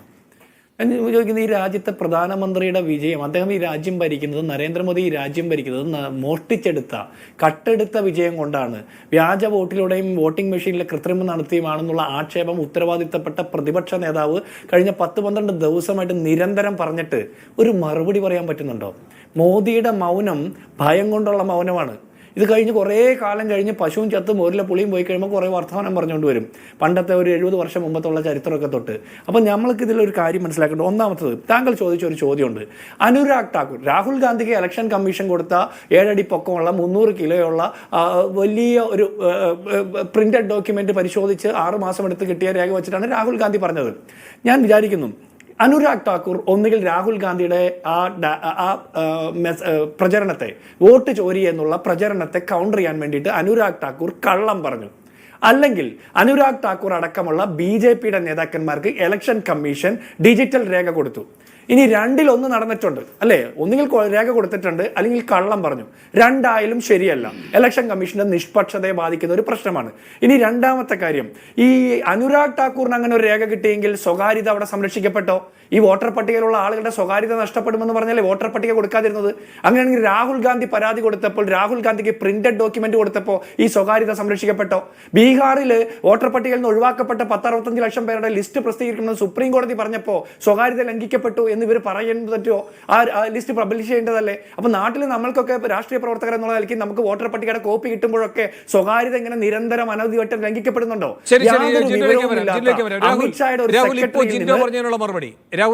രാഹുൽ പറയുകയുണ്ടായല്ലോ, മൈമുന എന്ന പേര് കണ്ടെത്തുക, ആ പേര് കണ്ടെത്തുമ്പോൾ അവരനുഭവിക്കുന്ന ഒരു പ്രത്യേകമായ രാഷ്ട്രീയ സുഖം, അതിന്റെ അടിസ്ഥാനത്തിൽ അത് പറയാൻ കഴിയുക. അപ്പോ വെറുതെ ഒരു വ്യക്തിയുടെ സ്വകാര്യത പറയുക മാത്രമല്ല ചെയ്യുന്നത്, അവരിങ്ങനൊരു വിഭാഗത്തിൽ നിന്ന് വരുന്നതാണ്. അവരിത്തരം കാര്യങ്ങൾ ചെയ്യാൻ മുതിരുന്നൊരു കൂട്ടരായിരിക്കും. ഒരു കുറ്റവാളി സമൂഹമായി രാജ്യത്തെ ന്യൂനപക്ഷ വിഭാഗത്തെ നിരന്തരം ചിത്രീകരിച്ചു കൊണ്ടിരിക്കുന്ന BJP തെരഞ്ഞെടുപ്പ് കമ്മീഷന്റെ കടലാസും കൂടി ആയുധമാക്കി അത് കുറെ കൂടെ ആധികാരികതയോടെ അവതരിപ്പിക്കുന്നു. രാഹുൽ അത് ചെയ്തിട്ടില്ല. രാഹുൽ ശകുൻ റാണി എന്ന് പറഞ്ഞ പേര് പറയുമ്പോൾ ഇത്തരം ദുരുദ്ദേശങ്ങളൊന്നുമില്ല. അല്ലെങ്കിൽ രാഹുൽ പല പല പേരുകളാണ് പറഞ്ഞിട്ടുള്ളത്. അല്ല, അവിടെ ശ്രീ വേണുജി രണ്ട് കാര്യം പറയാം. ഇതിനെ ഞാൻ ഈ വിഷയത്തിൽ ചർച്ച ചെയ്യുന്നതിന് മുമ്പ് നമ്മുടെ വലതുപക്ഷത്തെ ഇന്റലക്ച്വൽസിനോട്, ഐഡിയോലോഗ്സിനോട്, BJP സുഹൃത്തുക്കളോട് സംസാരിച്ചു. ആരാണെന്ന് എനിക്ക് പറയാൻ കഴിയില്ല, കാര്യം സ്വകാര്യത ഉള്ളതുകൊണ്ട്. അതായത് ശരിക്കും സ്വകാര്യത ഉള്ളതുകൊണ്ട്, ഇലക്ഷൻ കമ്മീഷന്റെ സ്വകാര്യതയല്ല, ശരിക്കും സ്വകാര്യത ഉള്ളതുകൊണ്ട്. ഇതിന്റെ പ്രശ്നമേ മറുഭാഗത്ത് വാദങ്ങൾ വളരെ ദുർബലമാണെന്ന് എല്ലാവർക്കും അറിയാമല്ലോ. അത് എന്താ ആസ് ഓബ്വിയസ് as daylight. നമ്മൾ ഇനി അല്ലാന്ന് പറഞ്ഞൊരു കാര്യമുണ്ടോ? മറുഭാഗത്ത് അതിശക്തമാണ് ഇലക്ഷൻ കമ്മീഷന്റെ വാദങ്ങൾ എന്ന് പറഞ്ഞാൽ ആരെങ്കിലും വിശ്വസിക്കുമോ? എനിക്കതിൽ കൗതുകം തോന്നിയത്, ഇലക്ഷൻ കമ്മീഷൻ ഏറ്റവും ബഹുമാനത്തോടെയാണ്, ഇനിയാണെങ്കിൽ പോലും ഇലക്ഷൻ കമ്മീഷൻ നല്ല വാദങ്ങളുമായി വരുമെന്ന് വിശ്വസിക്കുന്ന ഒരു വ്യക്തിയാണ് ഞാൻ. ഇലക്ഷൻ കമ്മീഷൻ പറഞ്ഞത് അങ്ങനെ അമ്മമാരും സഹോദരിമാരും ഒക്കെ വോട്ട് ചെയ്യുന്ന വീഡിയോ വെളിയിൽ കൊടുക്കാൻ കഴിയുമോ എന്നൊക്കെയാണ്. അപ്പൊ അതിന്റെ പ്രശ്നം എന്ന് പറഞ്ഞാൽ പഴയ തമിഴ് സിനിമകളിലെ വിജയുടെ ഡയലോഗ് പോലെയാണ് തോന്നി. വിജയ് എനിക്ക് ഇഷ്ടമാണ്, അത് വേറെ. അതായത് ഈ അമ്മാപ്പെങ്ങൾ സെന്റിമെന്റ്സ് ഒക്കെ പറയുന്നത് അത് വളരെ ആ വാദത്തിന്റെ ദുർബലതയുടെ ആഴം വെളിവാക്കുന്ന ഒരു കാര്യമാണ്. ഇത് ഇല്ലെന്ന് പറഞ്ഞിട്ട് കാര്യമില്ല. ഇതിന് ഇടതുപക്ഷവും വലതുപക്ഷവും മധ്യം ഒന്നുമില്ല. ഇതൊരു റിയാലിറ്റിയാണ്. അപ്പൊ ഇനി എനിക്കുള്ള റിക്വസ്റ്റ്, ഒരു വലതുപക്ഷ ആക്ടിവിസ്റ്റ് എന്നുള്ള റിക്വസ്റ്റ്, ഈ നറേറ്റീവ് നിങ്ങൾ കൊണ്ടുപോകുമ്പോൾ, ഇന്ത്യ സഖ്യം കൊണ്ടുപോകുമ്പോൾ എല്ലാവരെയും കൂടെ ഇൻക്ലൂസീവായി കൊണ്ടുപോകണം. എന്ന് പറഞ്ഞാൽ ഈ രാജ്യത്തിന് കക്ഷി രാഷ്ട്രീയത്തിന് അതീതമായി ഇലക്ടോറൽ റോൾസ് ശുദ്ധീകരിക്കണമെന്നും ഇലക്ഷൻ കമ്മീഷൻ ശരിക്കും നിഷ്പക്ഷമാകണമെന്നും ഏറ്റെടുക്കേണ്ട പുതിയ കൂടുതൽ ഉത്തരവാദിത്തങ്ങൾ രാഹുൽ ഉറപ്പിക്കുന്നതിനുള്ള സാവകാശം നമുക്ക് പിന്നീട് നോക്കാം. ചോദ്യം ഇതാണ്, മൈമുന എന്ന് പറയുന്ന ഒരു പേരെടുത്തുകൊണ്ട് അത് അങ്ങ് തന്നെ പറഞ്ഞ രൂപത്തിൽ ഒരു പ്രത്യേക രീതിയിൽ അവതരിപ്പിക്കാനൊക്കെ ഇടപെടാൻ ഈ പറയുന്ന അനുരാഗ് ഠാക്കൂറിന് കഴിഞ്ഞത് എങ്ങനെ? അവിടെ ഈ പറയുന്ന ജിൻഡോ പറഞ്ഞ സ്വകാര്യത മാത്രമല്ല, ഞാനത് ആവർത്തിക്കുന്നില്ല, ഒരു സമുദായത്തെ, ഒരു ന്യൂനപക്ഷ സമുദായത്തെ ഒരു കുറ്റവാളി സമൂഹമായി എന്തും ചെയ്യുന്ന ഒരു കൂട്ടരായി ചിത്രീകരിക്കാൻ തെരഞ്ഞെടുപ്പ് കമ്മീഷന്റെ ആധികാരിക രേഖ കൂടി എടുത്തുകൊണ്ട് അത് ആയുധമാക്കുക എന്ന് പറയുന്ന ഇരട്ട പ്രഹരമാണ് സംഭവിച്ചിരിക്കുന്നത്. ഈ പറയുന്ന നീതിയുടെ നേർക്കുള്ള പ്രഹരമാണ് സംഭവിച്ചിരിക്കുന്നത്. രണ്ടിനുമുള്ള മറുപടി അല്ല, ഇത് അങ്ങോട്ട് പറയാം. കാരണം വിപക്ഷം ഒരു സെക്കൻഡ് ഈ ആദ്യം ഇദ്ദേഹം പറഞ്ഞത് എന്താ, ജ്ഞാനേഷ് കുമാർ പറഞ്ഞത് എന്താണ്? ഇത് നിഷ്പക്ഷമാണ്, പ്രതിപക്ഷവും ഇല്ല ഭരണപക്ഷവും ഇല്ലാത്ത സംവിധാനമാണെന്നാണ്. അങ്ങനെയല്ല എന്ന് തെളിയുന്നതാണ് ഇപ്പൊ ജിൻഡോ പറഞ്ഞ ഏറ്റവും ഒടുവിലത്തെ ഉദാഹരണം. അതിന് മറുപടി രാഹുൽ. അല്ല ശ്രീ വേണു, എന്താ അറിയാമോ, അത് ഈ ടെക്നിക്കൽ ഡിഫൻസ് പറയുന്നതിൽ അർത്ഥമില്ലല്ലോ. അതുകൊണ്ടാണ് സാങ്കേതികമായി ഡിഫൻസ് പറയുന്നതിൽ അർത്ഥമില്ല. നമ്മുടെ ചെങ്കോട്ടയിൽ നിന്ന് വളരെ വളഞ്ഞു കെട്ടി വേറൊരു കോണ്ടെക്സ്റ്റിലാണെങ്കിലും പ്രധാനമന്ത്രി അടക്കം, ഞാൻ വലതുപക്ഷക്കാരുടെ മനസ്സിരിക്കുന്ന ആംഗിൾ പറയാം. ഇത് ശരിയോ തെറ്റോ എന്നുള്ളത് പ്രേക്ഷകർ തീരുമാനിക്കട്ടെ. ഇതിന്റെ ആംഗിൾ എന്ന് പറഞ്ഞാൽ ഡെമോഗ്രാഫിക് ചേഞ്ചിനെ അതിശക്തമായി നേരിടുമെന്ന് പ്രധാനമന്ത്രി റെഡ് ഫോർട്ടിൽ നിന്ന് പറഞ്ഞു. പക്ഷെ വലിയ ശ്രദ്ധ കിട്ടിയില്ല. അതിന്റെ പോലും വളഞ്ഞുള്ള അർത്ഥമെന്ന് പറഞ്ഞാൽ, മൈമുനയുടെ സ്ഥാനം എടുത്ത് വളഞ്ഞു പറയുന്നതിന്റെ അർത്ഥമെന്ന് പറഞ്ഞാൽ, ഈ വലതുപക്ഷക്കാർക്ക് ഇൻഡയറക്റ്റ് ആയിട്ടൊരു മെസ്സേജ് കൊടുക്കുകയാണ്. ഡോഗ് വിസിൽ എന്നാണ് ഇതിനെ രാഷ്ട്രീയത്തിൽ പറയുക. ആ ഡോഗ് വിസിൽ എന്ന് പറഞ്ഞാൽ ഒരുപാട് ബംഗ്ലാദേശി മുസ്ലിങ്ങൾ എന്ന് പറഞ്ഞാൽ ഒരുപാട് അനർഹരായ ന്യൂനപക്ഷത്തിൽപ്പെട്ട പല ആൾക്കാരും ഇതിൽ കടന്നുകൂടിയിട്ടുണ്ട്. ഞങ്ങൾ ഈ തെറ്റുകളോ അല്ലെങ്കിൽ തെറ്റെന്ന് നാട്ടുകാർ പറയുന്ന കാര്യങ്ങളോ ഒക്കെ ചെയ്യുന്നത് അവരെ പുറത്താക്കാനാണ്. ഇതിൽ തെറ്റാണെങ്കിലും അതിന്റെ പിന്നിൽ ഞങ്ങൾക്കൊരു ന്യായമുണ്ട് എന്ന് പറയാതെ ഡോഗ് വിസിലാണ് മോദിജി അടക്കം ഇത് നിർത്തിയത്. പക്ഷേ മോദിജിയുടെ ആ പ്രസ്താവന അത്രയൊന്നും ചർച്ച ചെയ്യപ്പെട്ടില്ല. ഇതാണ് ഇതിന്റെ സത്യം. പക്ഷേ ഇത് എനിക്ക് എന്റെ കൂടെ നിൽക്കുന്ന വലതുപക്ഷ സുഹൃത്തുക്കളോട് പറയാനുള്ളത്, BJP ജയിച്ചാലും കോൺഗ്രസ് ജയിച്ചാലും CPM ജയിച്ചാലും നമ്മുടെ ഇലക്ഷൻ സംവിധാനം ജയിക്കണമെന്നുള്ളൊരു നിശ്ചയദാർഢ്യം നമ്മൾ എടുക്കണം. അതായത് ഈ ഇലക്ടോറൽ ശുദ്ധിയാണ്. നമുക്ക് അതവിടെ നിൽക്കട്ടെ. ഇല്ല, ഇപ്പൊ അത് എന്തുകൊണ്ട് ശുദ്ധീകരിക്കപ്പെടുന്നില്ല? അത് ബോധപൂർവമാണ് ഇങ്ങനെ അശുദ്ധിയോടെ നിൽക്കുന്നത്. ഒന്നാമത് ശുദ്ധി അശുദ്ധി എന്ന വാക്കല്ല വേണ്ടത്. ഇതിൽ കൃത്രിമം നടക്കുന്നു, അത് സുതാര്യമാകുന്നില്ല. ആ വാക്കുകളാണ് വരേണ്ടത്. ആ കൃത്രിമത്വം നടക്കുന്നു എന്ന് പറയുന്നത് ബോധപൂർവ്വം നടക്കുന്നതാണ്. ഇത് സുതാര്യമല്ലാതാക്കുന്നു എന്ന് പറയുന്നത് ബോധപൂർവമായ ഒന്നാണ്. അപ്പോൾ അവിടെ രാഷ്ട്രീയം വരികയാണ്. ശുദ്ധി അശുദ്ധി എന്നൊക്കെ പറയുന്നത് വേറെ തലത്തിലുള്ള വാക്കുകളാണ്. ശ്രീ സമ്പത്ത്, ഇവിടെ ഇടതുപക്ഷത്തിന്റെ അടക്കമുള്ള NDA സഖ്യത്തിന്റെ ഒരു നറേറ്റീവിന് ഒരു മേൽക്കൈ കിട്ടി. കേന്ദ്ര തെരഞ്ഞെടുപ്പ് കമ്മീഷന്റെ വാർത്താ സമ്മേളനത്തിൽ അവർ മുന്നോട്ട് വെച്ച നറേറ്റീവ് പൂർണ്ണമായും ഫലപ്രദമായില്ല. ഇങ്ങനെ നറേറ്റീവുകളുടെ യുദ്ധത്തിൽ ആര് ജയിച്ചോ അല്ലെങ്കിൽ ആര് ഒരു പടി മുന്നിൽ, അതല്ല ഇവിടെ നടക്കുന്ന ചർച്ച. ഇവിടെ നടക്കുന്നത് രാജ്യത്ത് പരിപൂർണ സ്വാതന്ത്ര്യത്തോടെ പ്രവർത്തിക്കാൻ കഴിയുന്ന, അങ്ങ് നേരത്തെ തന്നെ ചൂണ്ടിക്കാട്ടിയ ഭരണഘടനാദത്തമായ അങ്ങേയറ്റം പരമാധികാരമുള്ള ഒരു ഭരണഘടനാ സ്ഥാപനം തെരഞ്ഞെടുപ്പ് പോലെ ജനാധിപത്യത്തിൻ്റെ ഏറ്റവും നാന്ദിയായി നിൽക്കേണ്ട ഒരു പ്രക്രിയയെ അടിമുടി ഇല്ലാതാക്കുന്ന പ്രവൃത്തി ചെയ്തിരിക്കുകയാണ്. ആ കാര്യത്തിൽ കുറ്റകരമായൊരു കൃത്യവിലോപം നടന്നിരിക്കുന്നുവെങ്കിൽ അത് പരിശോധിക്കപ്പെടേണ്ടതാണ്. ആ കാര്യമല്ല ഇവിടെ രാഹുലും പറയുന്നത്. രണ്ട് നറേറ്റീവുകൾ, അതിലൊരു നറേറ്റീവ് കേന്ദ്ര തെരഞ്ഞെടുപ്പ് കമ്മീഷനെ സംബന്ധിച്ച് പിന്നാക്കം നിൽക്കുന്ന ഒരു അവസ്ഥയിലായിപ്പോയി. നാളെ ഒരുപക്ഷെ ശക്തമായ വാദഗതികളുമായി അവർ മുന്നോട്ട് വരുമെന്നാണ് എൻ്റെ പ്രതീക്ഷ. ഇങ്ങനെ പറഞ്ഞു തീർക്കേണ്ട ഒന്നാണോ ഇത്? വേണു, എനിക്കൊരു 3 മിനിറ്റ് തരുമോ? ഈ ബൈബിളിലൊരു വാചകമുണ്ടേ വേണു, കള്ളപ്രവാചകന്മാർ പലരും എഴുന്നേറ്റ് പലരെയും വഴിതെറ്റിക്കും. ആളുകൾ പല കള്ളപ്രവാചകന്മാരാലും വഞ്ചിക്കപ്പെടുന്നു. ഈ നേതാക്കൾ നിങ്ങൾക്ക് തെറ്റായ ഉപദേശവും വളച്ചൊടിച്ച തിരുവഴുത്തും നൽകുന്നു. അനുരാഗ് താക്കൂറിനെ കുറിച്ച് ഇവിടെ പറയുകയുണ്ടായി അല്ലേ? അനുരാഗ് താക്കൂറിനെ കുറിച്ച് പറയുമ്പോൾ അദ്ദേഹത്തെ വല്ലാതെ ന്യായീകരിക്കാനായി ആർക്കെങ്കിലും അത്തരത്തിൽ തോന്നിയാൽ ഞാൻ അവരെ കുറ്റമൊന്നും പറയുന്നില്ല. പക്ഷേ ഈ വേണു ഉൾപ്പെടെയുള്ള മാധ്യമപ്രവർത്തകരുടെ ശ്രദ്ധയിലേക്ക് വന്നിട്ടുണ്ടാവുമല്ലോ, പാർലമെൻറ്റിൽ ഇപ്പോൾ ഒരു പുതിയ നിയമനിർമ്മാണം നടക്കുകയാണ്. BCCIയെ വിവരാവകാശ നിയമത്തിൻ്റെ പരിധിയിൽ നിന്ന് ഒഴിവാക്കുന്നതിന് വേണ്ടി അല്ലേ?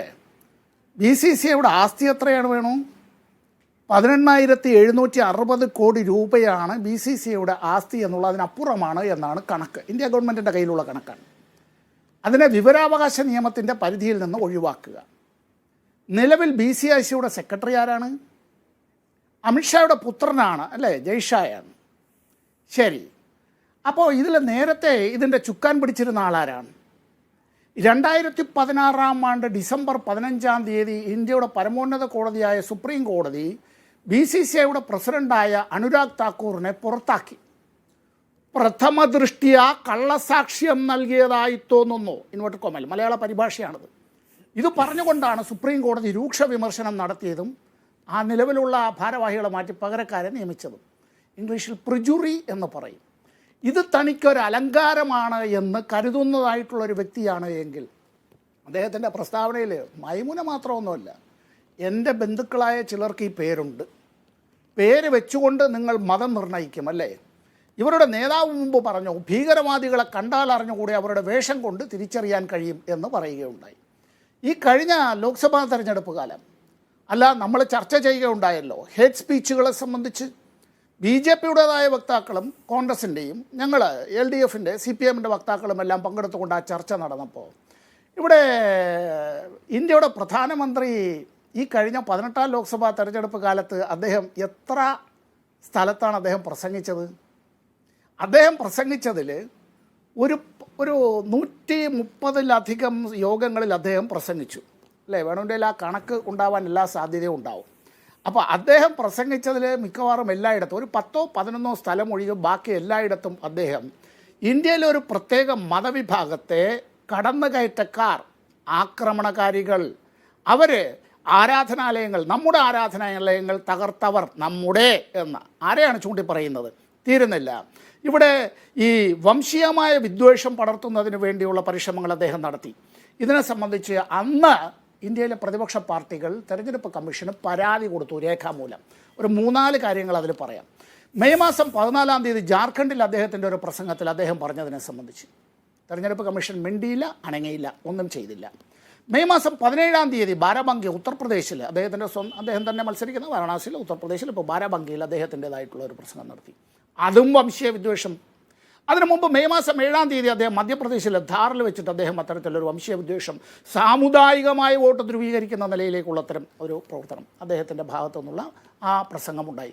ചെറിയ ആളിൽ നിന്നൊന്നുമല്ല, ലോകത്തിലെ ഏറ്റവും വലിയ ബഹുകക്ഷി ജനാധിപത്യ വ്യവസ്ഥയിലെ പ്രധാനമന്ത്രിയായിരിക്കുന്ന ആ മനുഷ്യൻ ലോകത്തിലെ ഏറ്റവും കൂടുതൽ വോട്ടർമാരെ അഭിസംബോധന ചെയ്യുമ്പോഴാണ് 173 തെരഞ്ഞെടുപ്പ് യോഗങ്ങളിലാണ് ശ്രീ മോദി പങ്കെടുത്തത്. അങ്ങനെ അദ്ദേഹം മാർച്ച് 16 മുതൽ 173 യോഗങ്ങളിൽ അദ്ദേഹം പങ്കെടുത്തതിൽ ഇത്തരത്തിൽ ഇസ്ലാമോഫോബിയ എന്ന് നമ്മൾ വിവക്ഷിക്കുന്ന നിലയിലേക്ക് തീവ്രമായ അത്തരത്തിലുള്ള അദ്ദേഹത്തിൻ്റെതായ ആരോപണങ്ങൾ, അത്തരത്തിൽ വംശീയ വെറി വമിപ്പിക്കുന്നതായിട്ടുള്ള പ്രസംഗം 110 ഈ നമ്മുടെ തെരഞ്ഞെടുപ്പ് കമ്മീഷൻ എന്ത് ചെയ്തു? ഓടും കുതിര, ചാടും കുതിര, വെള്ളം കണ്ടാൽ നിൽക്കും കുതിര. അതായിരുന്നു തെരഞ്ഞെടുപ്പ് കമ്മീഷൻ. 2025 മെയ് മാസം 10 CPIMൻ്റെ പൊളിറ്റ് ബ്യൂറോയ്ക്ക് വേണ്ടി സഖാവ് MA ബേബി ജനറൽ സെക്രട്ടറിയും സഖാവ് നിലോൽപോൾ ബാസുവും ചേർന്ന് 12 കാര്യങ്ങൾ അക്കമിട്ട് നിരത്തിയ വിശദമായിട്ട് 12 അധ്യായം എന്ന് വേണമെങ്കിൽ പറയാം. തെരഞ്ഞെടുപ്പ് കമ്മീഷൻ അങ്ങ് ഈ വിദ്വേഷ പ്രസംഗത്തിന്റെ എണ്ണമൊക്കെ ഇട്ട് പറഞ്ഞപ്പോൾ അങ്ങ് പറയാതെ പോയൊരു പ്രധാനപ്പെട്ട കാര്യമുണ്ട്. ശ്രീ സമ്പത്ത്, ഈ പരാതികൾ വന്നപ്പോൾ തെരഞ്ഞെടുപ്പ് കമ്മീഷൻ പ്രതികരിച്ച വിധത്തിലെ പക്ഷപാതവും അതും അങ്ങയുടെ ഓർമ്മയിലുണ്ടാകും. നഡ്ഡയ്ക്കാണ് കത്ത് പോകുന്നത് എന്ന് വെച്ചാൽ അവിടെ മോദിക്കെതിരെയുള്ള അടക്കം പരാതികൾ വരുമ്പോൾ മോദിയല്ല ഉത്തരവാദി, പാർട്ടി അധ്യക്ഷൻ, പാർട്ടി മറുപടി പറയണം. അങ്ങനെയല്ലല്ലോ രാഹുലിനും ഖാർഗെയ്ക്കും കത്ത് കിട്ടിയത്. അതവർക്ക് വ്യക്തിപരമായി തന്നെയാണ് കിട്ടിയത്. അതിൻ്റെ ഉത്തരവാദിത്തം വ്യക്തിപരമായ തലത്തിൽ തന്നെ നിശ്ചയിച്ചുകൊണ്ടായിരുന്നു. അപ്പോൾ എല്ലാം തീരുമാനിക്കുന്നത് ഇലക്ഷൻ കമ്മീഷനാണ്. ഈ പറയുന്ന തെളിവെടുക്കുന്നത്, പരാതി ഉണ്ടാക്കുന്നത്, വിധി പറയുന്നത്, കുറ്റക്കാരനെ ശിക്ഷിക്കുന്നത് ഒക്കെ തെരഞ്ഞെടുപ്പ് കമ്മീഷൻ. ശ്രീ സമ്പത്ത് അത് മറക്കരുത്. ശ്രീ സമ്പത്ത് ഒരു കാര്യം കൂടെ ആഡ് ചെയ്തോട്ടെ. ആ ബെൻസ്വാരയിലെ സ്പീച്ചിൽ വലതുപക്ഷ മാധ്യമങ്ങൾ അടക്കം വിമർശിച്ചിരുന്നു. അതായത് ബെൻസ്വാരയിലെ ഹിന്ദു സ്ത്രീകളുടെ താലിമാല അവർക്കെടുത്തു കൊടുക്കുമെന്ന് പറഞ്ഞതിന് ഞാൻ ഒരുപാട് പേർ, വലതുപക്ഷത്ത് നിൽക്കുന്ന ഒരുപാട് പേർ, പ്രധാനമന്ത്രിയിൽ നിന്ന് അങ്ങനെ ഒരു സാധനം വന്നൂടാ എന്ന് പറഞ്ഞ് മുഖ്യധാരാ മാധ്യമങ്ങളടക്കം വിമർശിച്ചിരുന്നു. ശരി, ഇത് മോദിയും ചെയ്യാറുണ്ട് കേട്ടോ. ബജ്രംഗ് ദളിനെ പറ്റി മോദിയും പറയും. അല്ലെങ്കിൽ പശുക്കടത്തിൽ ഒരു സെക്കൻഡ് സമ്പത്ത്, നിങ്ങൾ മോദി വിദ്വേഷം ഇങ്ങനെ പറഞ്ഞുകൂടായിരുന്നു എന്ന് പറഞ്ഞ് അഭിപ്രായം പ്രകടിപ്പിക്കും. മോദി പശുക്കടത്തുകാരോട് പറയും നിങ്ങൾ ഇങ്ങനെ അല്ല ചെയ്യേണ്ടത്, നിങ്ങൾ വേണമെങ്കിൽ എന്നെ കൊന്നുകൊള്ളൂ എന്ന്. ഫലത്തിലെല്ലാം നടക്കുന്നത് എങ്ങനെയാണോ സംഘപരിവാർ ആഗ്രഹിക്കുന്നത് അതേ രൂപത്തിലുമാണ്. ഇവിടെ മറക്കരുതാത്തൊരു കാര്യം, അന്ന് താങ്കൾ ഈ പറഞ്ഞ ശ്രീ സമ്പത്ത് താങ്കൾ ഈ പറഞ്ഞ രൂപത്തിലൊക്കെയുള്ള പരാതികൾ കേന്ദ്ര തെരഞ്ഞെടുപ്പ് കമ്മീഷൻ കിട്ടിയപ്പോൾ ഒന്ന് നദ്ദയ്ക്കുള്ള കത്തായി, ഒന്ന് രാഹുലിന് നേരിട്ടുമുള്ള കത്തായി. ഇതാണ് വ്യത്യാസം. അത് മറ്റ് പല തലങ്ങളിലും തുടരുന്നു. രാഹുൽ അതേ സ്ഥലത്ത് തന്നെ നിൽക്കുന്നു, ഇപ്പുറത്തെ ആളുകൾ മാറി വരുന്നു. ഇപ്പോൾ അതിന് ആനുകൂല്യം കിട്ടുന്നത് അനുരാഗ് ഠാക്കൂറിനാണ് എന്ന് മാത്രം. ഡോക്ടർ ജിൻഡോ ജോൺ, ഇവിടെ ഇപ്പോൾ ചില കാര്യങ്ങളിൽ ബോധ്യപ്പെടുത്താൻ കേന്ദ്ര തെരഞ്ഞെടുപ്പ് കമ്മീഷന് കഴിഞ്ഞില്ല, ചില കാര്യങ്ങളിൽ ബോധ്യപ്പെടുത്താൻ കഴിഞ്ഞു എന്നൊക്കെയുള്ള വിലയിരുത്തലുകളാണ് രാഹുൽ ഈശ്വർ അടക്കമുള്ളവർ മുന്നോട്ട് വയ്ക്കുന്നത്. ഈ കേന്ദ്ര തെരഞ്ഞെടുപ്പ് കമ്മീഷന്റെ വാർത്താ സമ്മേളനത്തിൽ അവർക്ക് യുക്തിപരമായി എല്ലാവരെയും ബോധ്യപ്പെടുത്താൻ കഴിഞ്ഞു എന്ന് കരുതാവുന്ന എന്തെങ്കിലും ഒരു വാദമെങ്കിലും ഉണ്ടോ ഡോക്ടർ ജിൻഡോ? തീർച്ചയായിട്ടും വേണം, തീർച്ചയായിട്ടും 100% രാഹുൽ ഈശ്വർ പറഞ്ഞ ഭാഗത്തോട് ഞാൻ യോജിക്കുകയാണ്. കാരണം ചില കാര്യങ്ങൾ ബോധ്യപ്പെടുത്താൻ പറ്റി. ഏതാ ചില കാര്യങ്ങൾ? കേന്ദ്ര തെരഞ്ഞെടുപ്പ് കമ്മീഷണർ ജ്ഞാനേഷ് കുമാർ BJPയുടെ ഏജന്റ് തന്നെയാണ്, BJPയുടെ ഒരു പ്രവർത്തകനെ പോലെ, നേതാവിനെ പോലെ പ്രവർത്തിക്കുന്നു എന്നുള്ള കാര്യം ബോധ്യപ്പെടുത്താൻ സാധിച്ചു. അതിനപ്പുറത്ത് രാഹുൽ ഗാന്ധി 7-ാം തീയതി ഉയർത്തിവിട്ട ആ ചോദ്യങ്ങൾക്ക് ഉത്തരം നൽകാൻ കഴിഞ്ഞില്ല. അപ്പോൾ ആ ചോദ്യങ്ങൾക്കുള്ള ഉത്തരം പൊതുസമൂഹത്തെ ബോധ്യപ്പെടുത്താൻ കഴിഞ്ഞില്ല. ഇവിടെ രാഹുൽ ഈശ്വർ പറഞ്ഞത് രാഹുൽ ഗാന്ധി നടത്തിയ ഈ ശരിയായിട്ടുള്ള സമരം, ഈ വോട്ട് അധികാര യാത്ര ഉൾപ്പെടെ, ഈ വോട്ട് ചോരി ക്യാമ്പയിൻ ഉൾപ്പെടെയുള്ള കാര്യങ്ങൾ, ശരിയായിട്ടുള്ള സമരം, ഇതിലെല്ലാവരെയും ഇൻക്ലൂസീവായിട്ട് ഉൾപ്പെടുത്തിക്കൊണ്ട് വേണം നടത്താൻ. തീർച്ചയായിട്ടും പറ്റില്ല രാഹുലെ. ഒരു സംഘപരിവാറുകാരനെയും ഒരു BJPക്കാരനെയും RSSകാരനെയും ഞങ്ങളുടെ ഈ സമരത്തിൽ ഉൾപ്പെടുത്താൻ പറ്റില്ല. ഇന്ത്യ മുന്നണിയോടൊപ്പം നിൽക്കുന്ന, ഇന്ത്യ മുന്നണി മുന്നോട്ട് വയ്ക്കുന്ന ഈ സമര സന്ദേശത്തിനൊപ്പം നിൽക്കാൻ ശേഷിയുള്ളവരെ, ഈ രാജ്യത്തിന്റെ ഭരണഘടനയെ അംഗീകരിക്കുന്നവരെ, നരേന്ദ്രമോദിയെ കാണുമ്പോൾ മുട്ടുവിറയ്ക്കുന്നവരെ അല്ല ഞങ്ങൾ കൂട്ടാൻ ആഗ്രഹിക്കുന്നത്. അത്തരക്കാരെ മാറ്റി നിർത്തിക്കൊണ്ട് തന്നെ ഇതിൽ നിങ്ങൾ എല്ലാവരെയും ഉൾച്ചേർക്കുന്ന ഇൻക്ലൂസീവ് പോളിസി നിങ്ങൾ ഞങ്ങളിൽ നിന്ന് പ്രതീക്ഷിക്കേണ്ട. ഞങ്ങൾ സംഘപരിവാർ വിരുദ്ധമായിട്ടുള്ള ഒരു സമരമാണ് ഇതിൽ നടത്തിക്കൊണ്ടിരിക്കുന്നത്. ഈ രാജ്യത്തിന്റെ ഭരണഘടനയും ഈ രാജ്യത്തെയും സംഘപരിവാറിൽ നിന്ന് സ്വാതന്ത്ര്യത്തിലേക്ക് നയിക്കാൻ വേണ്ടിയിട്ട് സമരം നടത്തുന്നത്. ഇവിടെ താങ്കൾ പറഞ്ഞ ഒരു കാര്യമുണ്ട്, അത് ഞങ്ങൾ ഇങ്ങനെ തീരുമാനിക്കാൻ കാരണം എന്താണെന്നറിയോ? അമിത്ഷായുടെ സെക്രട്ടറിയിൽ നിന്ന് ഒരു അല്പം പോലും വളരാത്ത തെരഞ്ഞെടുപ്പ് കമ്മീഷണറെ അല്ല ഞങ്ങൾക്ക് വേണ്ടത്. ഈ രാജ്യത്തിന്റെ ഭരണഘടനയോട് കൂറുള്ള, ഈ രാജ്യത്തെ പൊതുജനങ്ങളോട്, ജനാധിപത്യ വിശ്വാസികളോട് ആത്മാർത്ഥതയും വിശ്വാസ്യതയും പുലർത്താൻ കഴിയുന്ന ഒരു തെരഞ്ഞെടുപ്പ് കമ്മീഷണറെയാണ് നമുക്ക് വേണ്ടത്. അപ്പോൾ അങ്ങനെ ഒരാൾക്കെതിരെ സമരം നടത്തുമ്പോൾ ഞങ്ങൾക്ക് RSSനെയും BJPയെയും കൂട്ടാൻ പറ്റില്ല.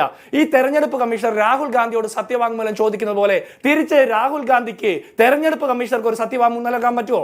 അക്ഷരമാല അച്ഛന്മാരും 0 വീട്ടിൽ ജീവിക്കുന്ന മനുഷ്യന്മാരുടെയും അല്ലെങ്കിൽ ഇരട്ടയും അതിലധികം ID കാർഡുമുള്ള സംഘപരിവാറുകാരുടെയും ഒക്കെ ഐഡന്റിറ്റി വെളിവാക്കപ്പെടുമെന്നും അവർക്കെതിരെ നടപടി സ്വീകരിക്കുമെന്നും അങ്ങനെയുള്ള ആളുകൾ വോട്ടർ പട്ടികയിൽ ഉണ്ടാകില്ല എന്നും കാണാതെ പോയ 19 ലക്ഷം വോട്ടിംഗ് മെഷീനിൽ കണ്ടെത്തുമെന്നും വോട്ടിംഗ് മെഷീനിലെ കൃത്രിമത്തെക്കുറിച്ച് പൊതുസമൂഹത്തിന് മുമ്പിൽ പരസ്യമായിട്ട് സംവാദത്തിന് തയ്യാറാണെന്നും CCTV ദൃശ്യങ്ങളും VVPAT എണ്ണാനും ഒക്കെ പറ്റുന്ന രീതിയിൽ ഇലക്ട്രോണിക് വോട്ടിംഗ് മെഷീന്റെ വിശ്വാസ്യത കാത്തു സൂക്ഷിക്കുന്ന രീതിയിലുള്ള പോളിസിയുമായിട്ട് മുന്നോട്ട് വരുമെന്നും അല്ലെങ്കിൽ സംശയം ദൂരീകരിക്കാൻ വേണ്ടിയിട്ട് ഡിജിറ്റൽ രേഖ പൊതുസമൂഹത്തിന്റെ മുമ്പിൽ, പ്രതിപക്ഷത്തിന് മുമ്പിൽ സമർപ്പിക്കുമെന്നും പറയാനുള്ള ഒരു സത്യവാങ്മൂലം നൽകാൻ ഈ രാജ്യത്തിന്റെ ഇലക്ഷൻ കമ്മീഷന് സാധിക്കുമോ?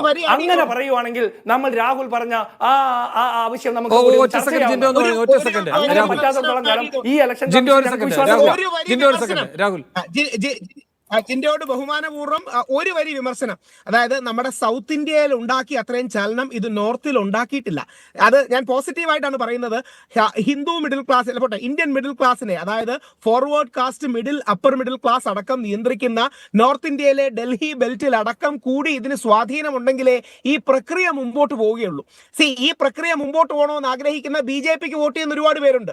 അതായത് RSSകാരല്ലാത്ത, BJPക്കാരല്ലാത്ത സ്വിംഗിങ് ഹിന്ദു മിഡിൽ ക്ലാസ് എന്ന് പറയുന്ന, അതായത് അവരാണ് ഈ രാജ്യത്തിന്റെ ഭാഗതയും കൂടുതൽ നിർണ്ണയിക്കുന്നത്. ഈ swinging Hindu middle class and upper middle ക്ലാസിനെ കൂടെ കൺവിൻസ് ചെയ്യുന്ന ഒരു നെറേറ്റീവ് ഉണ്ടെങ്കിൽ അത് രാജ്യത്തിന് ഗുണം ചെയ്യും. ശരി ജിൻഡോ. അല്ല, എനിക്ക് രാഹുലിനോട് അതിന് ഒറ്റ വാചകത്തിലേ മറുപടി ഉള്ളൂ. ഈ സ്വിംഗിങ് മിഡിൽ ക്ലാസ് വോട്ടേഴ്സ് അല്ലെങ്കിൽ ഈ രാജ്യത്ത് BJPയുടെയും നരേന്ദ്രമോദിയുടെയും ഇത്തരത്തിലുള്ള വലിയ ഗോഗോ വിളികൾ കേട്ടുകൊണ്ട് ആകർഷകരായി വോട്ട് ചെയ്ത മനുഷ്യരെ അല്ല ഞങ്ങൾ മാറ്റി നിർത്തുന്നു പറഞ്ഞ് BJPക്കാരെ, RSSകാരെ, സംഘപരിവാറുകാരെ അല്ലെങ്കിൽ വലതുപക്ഷത്തെ പിന്തുണയ്ക്കുന്നു എന്നുള്ള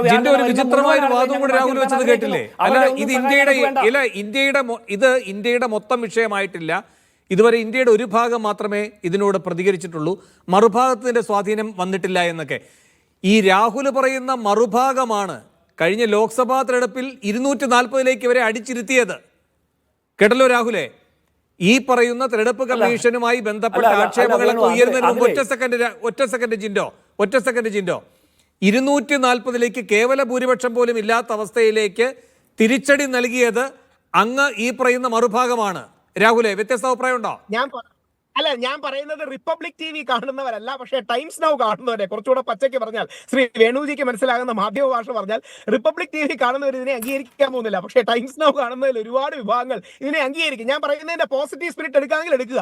കാര്യം അവരെയും കാര്യം നാഷണൽ ചാനലിലും ചർച്ചയ്ക്കിരിക്കുന്ന ഒരു വ്യക്തിയാണ് ഞാൻ. അവിടെ എത്രമാത്രം ഇമ്പാക്ട് ഉണ്ടാക്കിയെന്ന് എനിക്കറിയാം. അതുകൊണ്ടാണ് പറയുന്നത് റിപ്പബ്ലിക് ടിവിയുടെ മഹത്വം അറിയാമല്ലോ രാഹുലെ. റിപ്പബ്ലിക് TV അല്ല, ഓരോരുത്തരും BJP അല്ല, ഒരു സെക്കൻഡ് BJP ഇലക്ഷൻ കമ്മീഷനെ ദുരുപയോഗം ചെയ്തുകൊണ്ട് ജനവിധി അട്ടിമറിക്കുന്നു അല്ലേ?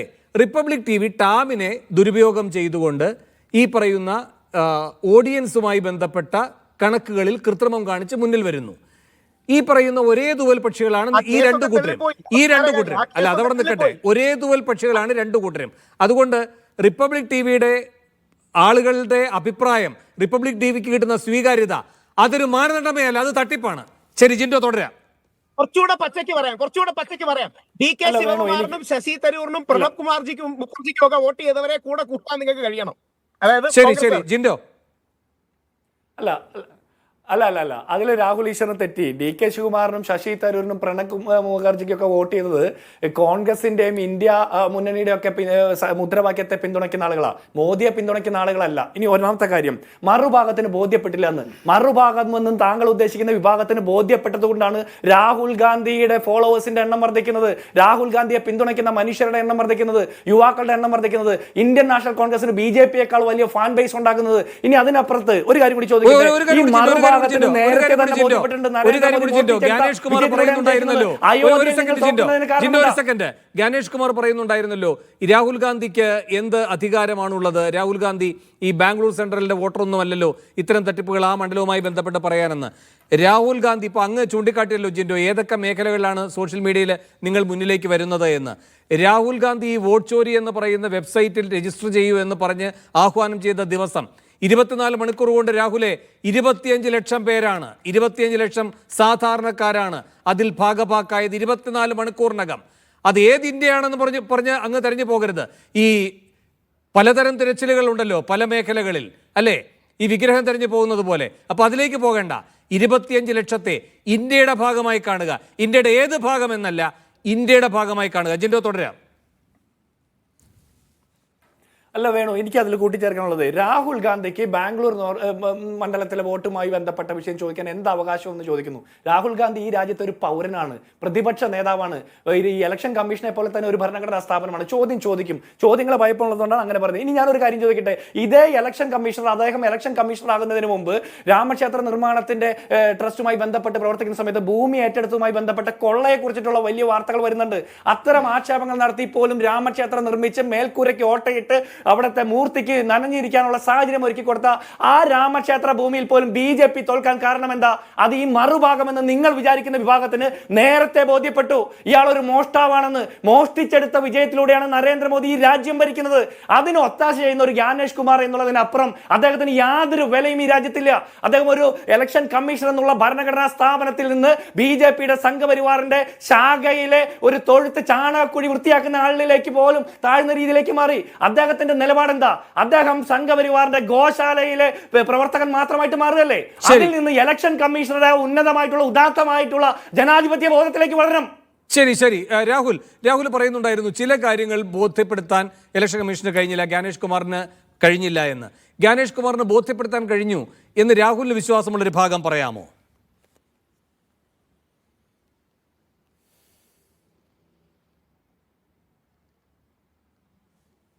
സാങ്കേതിക പ്രശ്നമുണ്ട്. രാഹുലിലേക്ക് എത്താം. സാങ്കേതിക പ്രശ്നമുണ്ട്. ശ്രീ എ സമ്പത്ത്, ഒരു വിഭാഗത്തിന് മാത്രമേ ഇതും ഇനിയും ബോധ്യപ്പെട്ടിട്ടുള്ളൂ. മറ്റ് വിഭാഗങ്ങളെ കൂടി ഉൾപ്പെടുത്തിക്കൊണ്ട് ഇത് വിശാലമാക്കണമെന്നാണ് രാഹുല് പറയുന്നത്. അതിനോടുള്ള അങ്ങയുടെ പ്രതികരണം? ഞാൻ വളരെ ശ്രദ്ധാപൂർവം നമ്മുടെ പ്രിയ സുഹൃത്ത് ശ്രീ രാഹുൽ ഈശ്വർ പറഞ്ഞ കാര്യങ്ങളും മാധ്യമങ്ങളുമായി ബന്ധപ്പെട്ട കാര്യം ഞാനത് കേട്ടുകൊണ്ടിരിക്കുകയാണ്. ഈ ഇന്ത്യയിൽ ഈ ടെലിവിഷൻ കാണുന്ന ആളുകൾ, അല്ല പത്രം വായിക്കുന്ന ആളുകൾ, അതല്ല ഈ സോഷ്യൽ മീഡിയയിൽ കൂടി ഇത്തരം കാര്യങ്ങൾ, അതിൽ പലരുമൊക്കെ തന്നെ ഈ ഉടൻ ഫോർവേഡ് ചെയ്യുക, ഉടൻ ഷെയർ ചെയ്യുക, അങ്ങനെയാണല്ലോ നുണപ്രചരണങ്ങൾക്ക്, അങ്ങനെയാണല്ലോ. അപ്പോൾ ഇതെല്ലാം നടത്തുമ്പോഴേ ഈ ഇന്ത്യയിൽ ഇതിൻ്റെ പരസ്യങ്ങൾക്കായി ഇപ്പോൾ എത്ര ആണ് ഇപ്പോൾ ചിലവഴിക്കൽ? ഏറ്റവും ഒടുവിലത്തെ കണക്കനുസരിച്ച് ഈ 2025 ഇപ്പോൾ സംഭവിക്കാൻ പോകുന്നതിന് ഏതാണ്ട് 72,800 കോടി രൂപയാണ്. 72,800 കോടി രൂപയാണ് ഇവിടെ ഡിജിറ്റൽ പരസ്യങ്ങളുമായി ബന്ധപ്പെട്ട് വരാൻ പോകുന്നത്. അപ്പോൾ നമ്മളിപ്പോൾ ഓഗസ്റ്റ് അവസാനമായി, കഴിഞ്ഞ വർഷത്തെ കണക്ക് വെച്ചിട്ടാണ് ഈ പറഞ്ഞിട്ടുള്ളത്. ഇപ്പോൾ തന്നെ കഴിഞ്ഞ വർഷത്തെ കടത്തി വെട്ടിക്കഴിഞ്ഞു.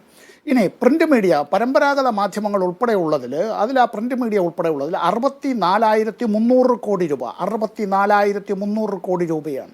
ഇതിൽ വലിയൊരു പങ്ക് ഇന്ത്യ ഗവൺമെൻറ്റിൻ്റേതാണ്. ഇതിൽ ഈ സിംഗിൾ ലാർജസ്റ്റ് ബ്ലോക്ക് എന്ന് പറയാവുന്നത് ഇന്ത്യ ഗവൺമെൻറ് നൽകുന്ന പരസ്യങ്ങളാണ്. ഇതിൽ 12,000 കോടി രൂപ ഇന്ത്യ ഗവൺമെൻറ്റിൻ്റേത് മാത്രമാണ്. ഇനി നമ്മുടെ നാട്ടിൽ ഈ മാധ്യമങ്ങൾക്കൊരു ക്രോസ് ഓണർഷിപ്പ് ഉണ്ട്. മറ്റു പല രാജ്യങ്ങളിലും ഉള്ളതുപോലെയൊന്നും അതൊന്നും ഇവിടെ അങ്ങനെ നിയന്ത്രിക്കപ്പെട്ടിട്ടില്ല. ഇപ്പോഴും വലിയ വ്യവസായശാലകൾ, വ്യവസായ സംരംഭങ്ങൾ, ഇമ്പോർട്ട് എക്സ്പോർട്ട് നടത്തുന്നവർ, വാണിജ്യ സ്ഥാപനങ്ങൾ നടത്തുന്നവർ, അതുപോലെ തന്നെ അതിൻ്റേതായിട്ടുള്ള മറ്റ് കമ്പനികൾ, ഷെൽ കമ്പനികളടക്കം വരും. അവരുടേതായിട്ടുള്ള പ്രിൻ്റ് മീഡിയ, ഡിജിറ്റൽ മീഡിയ, ഈ പറയുന്ന ഓൺലൈൻ മാധ്യമങ്ങൾ, ഈ ടെലിവിഷൻ മാധ്യമങ്ങൾ, ശ്രവ്യ മാധ്യമങ്ങളൊക്കെ ഇതിനകത്ത് വരും. അദ്ദേഹം പറയുകയാണ് ഇതിൽ ഉപയോഗിച്ചൊരു പദപ്രയോഗത്തിൽ ഹിന്ദു ക്ലാസ് എന്നുള്ള നിലയിലേക്ക്. ഈ ഹിന്ദു, മുസ്ലിം, ക്രിസ്ത്യൻ, പാഴ്സി, സിഖ്, ജൈന, ബുദ്ധ, അത്തരത്തിലുള്ള ഇതൊന്നും അല്ലാത്തവർ മാത്രമൊന്നുമല്ല. ഇവിടെ ഇന്ത്യയിൽ ഈ കഴിഞ്ഞ 18ാമത് ലോക്സഭാ തെരഞ്ഞെടുപ്പിൽ BJPക്ക് അതിന് മുമ്പ് നടന്ന 5 കൊല്ലം മുമ്പ് നടന്ന 17ാം ലോക്സഭാ തെരഞ്ഞെടുപ്പിൽ കിട്ടിയതിനേക്കാൾ വേണം 1% വോട്ട് കുറഞ്ഞപ്പോൾ, വെറും 1% വോട്ട് കുറഞ്ഞപ്പോൾ 63 ലോക്സഭാംഗങ്ങൾ ഇല്ലാതായി. മനസ്സിലായില്ലേ? ഭൂരിപക്ഷം ഒറ്റയ്ക്ക് എന്നുള്ളതടക്കം നഷ്ടപ്പെട്ടു. വെറും ഈ പറഞ്ഞത് 63 MP-മാരുടെ എണ്ണം കുറഞ്ഞത് വെറും 1% വോട്ടിൻ്റെ കുറവ് കൊണ്ടാണ്. ആകെ കിട്ടിയ വോട്ടിൻ്റെ ശതമാനം എത്ര? 36.3. 37 വെച്ചോ, അതായത് ബാക്കി 67%. അപ്പോൾ ഇന്ത്യയിലെ ജനസംഖ്യയിൽ, ലോകത്തിലെ ഏറ്റവും കൂടുതൽ ജനസംഖ്യ ഉണ്ടെന്ന് രാഹുൽ പറയുന്നത് സമ്മതിച്ചാൽ തന്നെ നമ്മുടെ ഒരു കണക്ക് അങ്ങനെ ഇരിക്കട്ടെ. ബഹുഭൂരിപക്ഷവും ഹിന്ദു മതവിശ്വാസികളായിട്ടുള്ളവരും അതിൽ തന്നെ ഈശ്വരവിശ്വാസിയും അല്ലാത്തവരും ഒക്കെ ഉണ്ടാവാം, വിഗ്രഹാരാധന വിശ്വസിക്കുന്നവരുണ്ടാവും, ഇല്ലാതെ ഉണ്ടാവാം, ആയിരക്കണക്കിന് ജാതികളും ഉപജാതികളും ഉണ്ടാവാം. അവരടക്കം ഈ ഹിന്ദുത്വ അജണ്ട മുന്നോട്ട് വയ്ക്കുന്നതായിട്ടുള്ള ഈ BJPയെ, അതിനെ നിയന്ത്രിക്കുന്ന RSSനെ അംഗീകരിക്കുന്നില്ല. ഞങ്ങൾ പറയുന്നത് നിങ്ങൾ ഏറ്റു ചൊല്ലിക്കോണം, ഞങ്ങൾ പാടുന്നത് നിങ്ങൾ ഏറ്റു പാടിക്കോണം, ഞങ്ങളുടെ പ്രാർത്ഥന നിങ്ങൾ ഏറ്റു പ്രാർത്ഥന ആയിക്കോണം, ഞങ്ങളുടെ വേഷം നിങ്ങൾ അനുകരിച്ചോണം, ഞങ്ങൾ പറയുന്ന അനുസരിച്ചുള്ള ഭക്ഷണമേ നിങ്ങൾ കഴിക്കാവൂ, അല്ലാത്ത ഭക്ഷണം നിങ്ങൾ കഴിക്കരുത്, ഞങ്ങളുടെ ആചാരങ്ങൾ നിങ്ങൾ അനുഷ്ഠിച്ചു കൊള്ളണം, ഞങ്ങളുടേതായ ആഘോഷങ്ങൾ നിങ്ങളുടെ ആഘോഷങ്ങളായി മാറ്റിക്കോണം, മറ്റുള്ളതെല്ലാം ബുൾഡോസർ വെച്ച് ഇടിച്ചു നിർത്തുന്നതായ നിലയിലേക്ക് അത്തരത്തിൽ ഭവനങ്ങളടക്കം ഇടിച്ചു നിർത്തി മുമ്പോട്ട് പോകുമ്പോൾ ഈ രാജ്യത്തിലെ പ്രധാനപ്പെട്ട വിഷയങ്ങളിൽ നിന്ന് മനുഷ്യൻ്റെ ശ്രദ്ധ തിരിക്കുന്നതിന് വേണ്ടി ആളിക്കത്തിക്കുകയാണ്. തെരുവ് കത്തുന്നു, വീടിടിച്ചു നിർത്തുന്നു, ഇതെല്ലാം മതത്തിൻ്റെ പേരിൽ ഇത്തരത്തിൽ നടത്തുക എന്നുള്ള നിലയിൽ ഇന്ത്യയുടെ പ്രധാനമന്ത്രിയുടെ നാക്കിൽ നിന്ന് അത്തരം കാര്യങ്ങൾ വരണമെങ്കിൽ ചിന്ത എത്രമാത്രം അത് ഈ വർഗീയതയുടെ വിഷം നിറഞ്ഞതായിരിക്കണം എന്നുള്ളത്. ചിന്തയിൽ, വാക്കിൽ, പ്രവൃത്തിയിലെല്ലാം തന്നെ ഇത്തരത്തിലാണ് കാര്യങ്ങൾ നടക്കുന്നതെങ്കിൽ ഈ ആശാന് പിഴച്ചാൽ ഏത്തമില്ല എന്ന് പറയുന്നത് പോലെ ഇവിടെ ഈ നമ്മുടെ തെരഞ്ഞെടുപ്പ് കമ്മീഷൻ ഇന്ത്യയിലെ ഈ ഇന്ത്യ ഗവൺമെന്റിന്റെ തലപ്പത്തുള്ളവരെ കാണുമ്പോൾ ഓച്ചാനിച്ച് നിൽക്കുന്നത്. അവർ പറയുന്നതാണ് ശരി, അവർ ചെയ്യുന്ന, അവർ പറഞ്ഞാൽ ഓച്ചാനിച്ച് നിൽക്കുകയാണ് അവരെ സംബന്ധിച്ച്. വിരലിഞ്ഞൊടിക്കുമല്ലോ യജമാനൻ, എന്താ ചെയ്യേണ്ടത്? അല്ല, എന്നോടാണെങ്കിൽ ഞാൻ പെട്ടെന്ന് സമ്പത്ത് സാറിന് ഒരു മറുപടി, പ്രത്യേകിച്ച് ഡൽഹിയിലൊക്കെ നല്ല പരിചയമുള്ള ആളാണ് ഞാൻ. നോയിഡ ചാനൽസിനെ കുറിച്ചും ഡൽഹിയുടെ സാഹചര്യങ്ങളെയും ഉത്തരേന്ത്യയുടെ സാഹചര്യങ്ങളെ കുറിച്ചും പറഞ്ഞത് ശരിയാണെന്ന് ഒരുപക്ഷെ അങ്ങേക്ക് പോലും ഉള്ളിലറിയാം. ഞാൻ ഇനി മറ്റൊറ്റ വരി പറഞ്ഞു നിർത്താം. ബുൾഡോസർ രാജ് തെറ്റാന്ന് നമ്മൾ മുസ്ലിങ്ങളെ പഠിപ്പിക്കേണ്ട കാര്യമില്ലല്ലോ. മതവസ്ത്രത്തിന്റെ പേരിൽ പീഡിപ്പിക്കരുത് എന്ന് നമ്മൾ ക്രിസ്ത്യാനികളെ പഠിപ്പിക്കേണ്ട കാര്യമില്ലല്ലോ.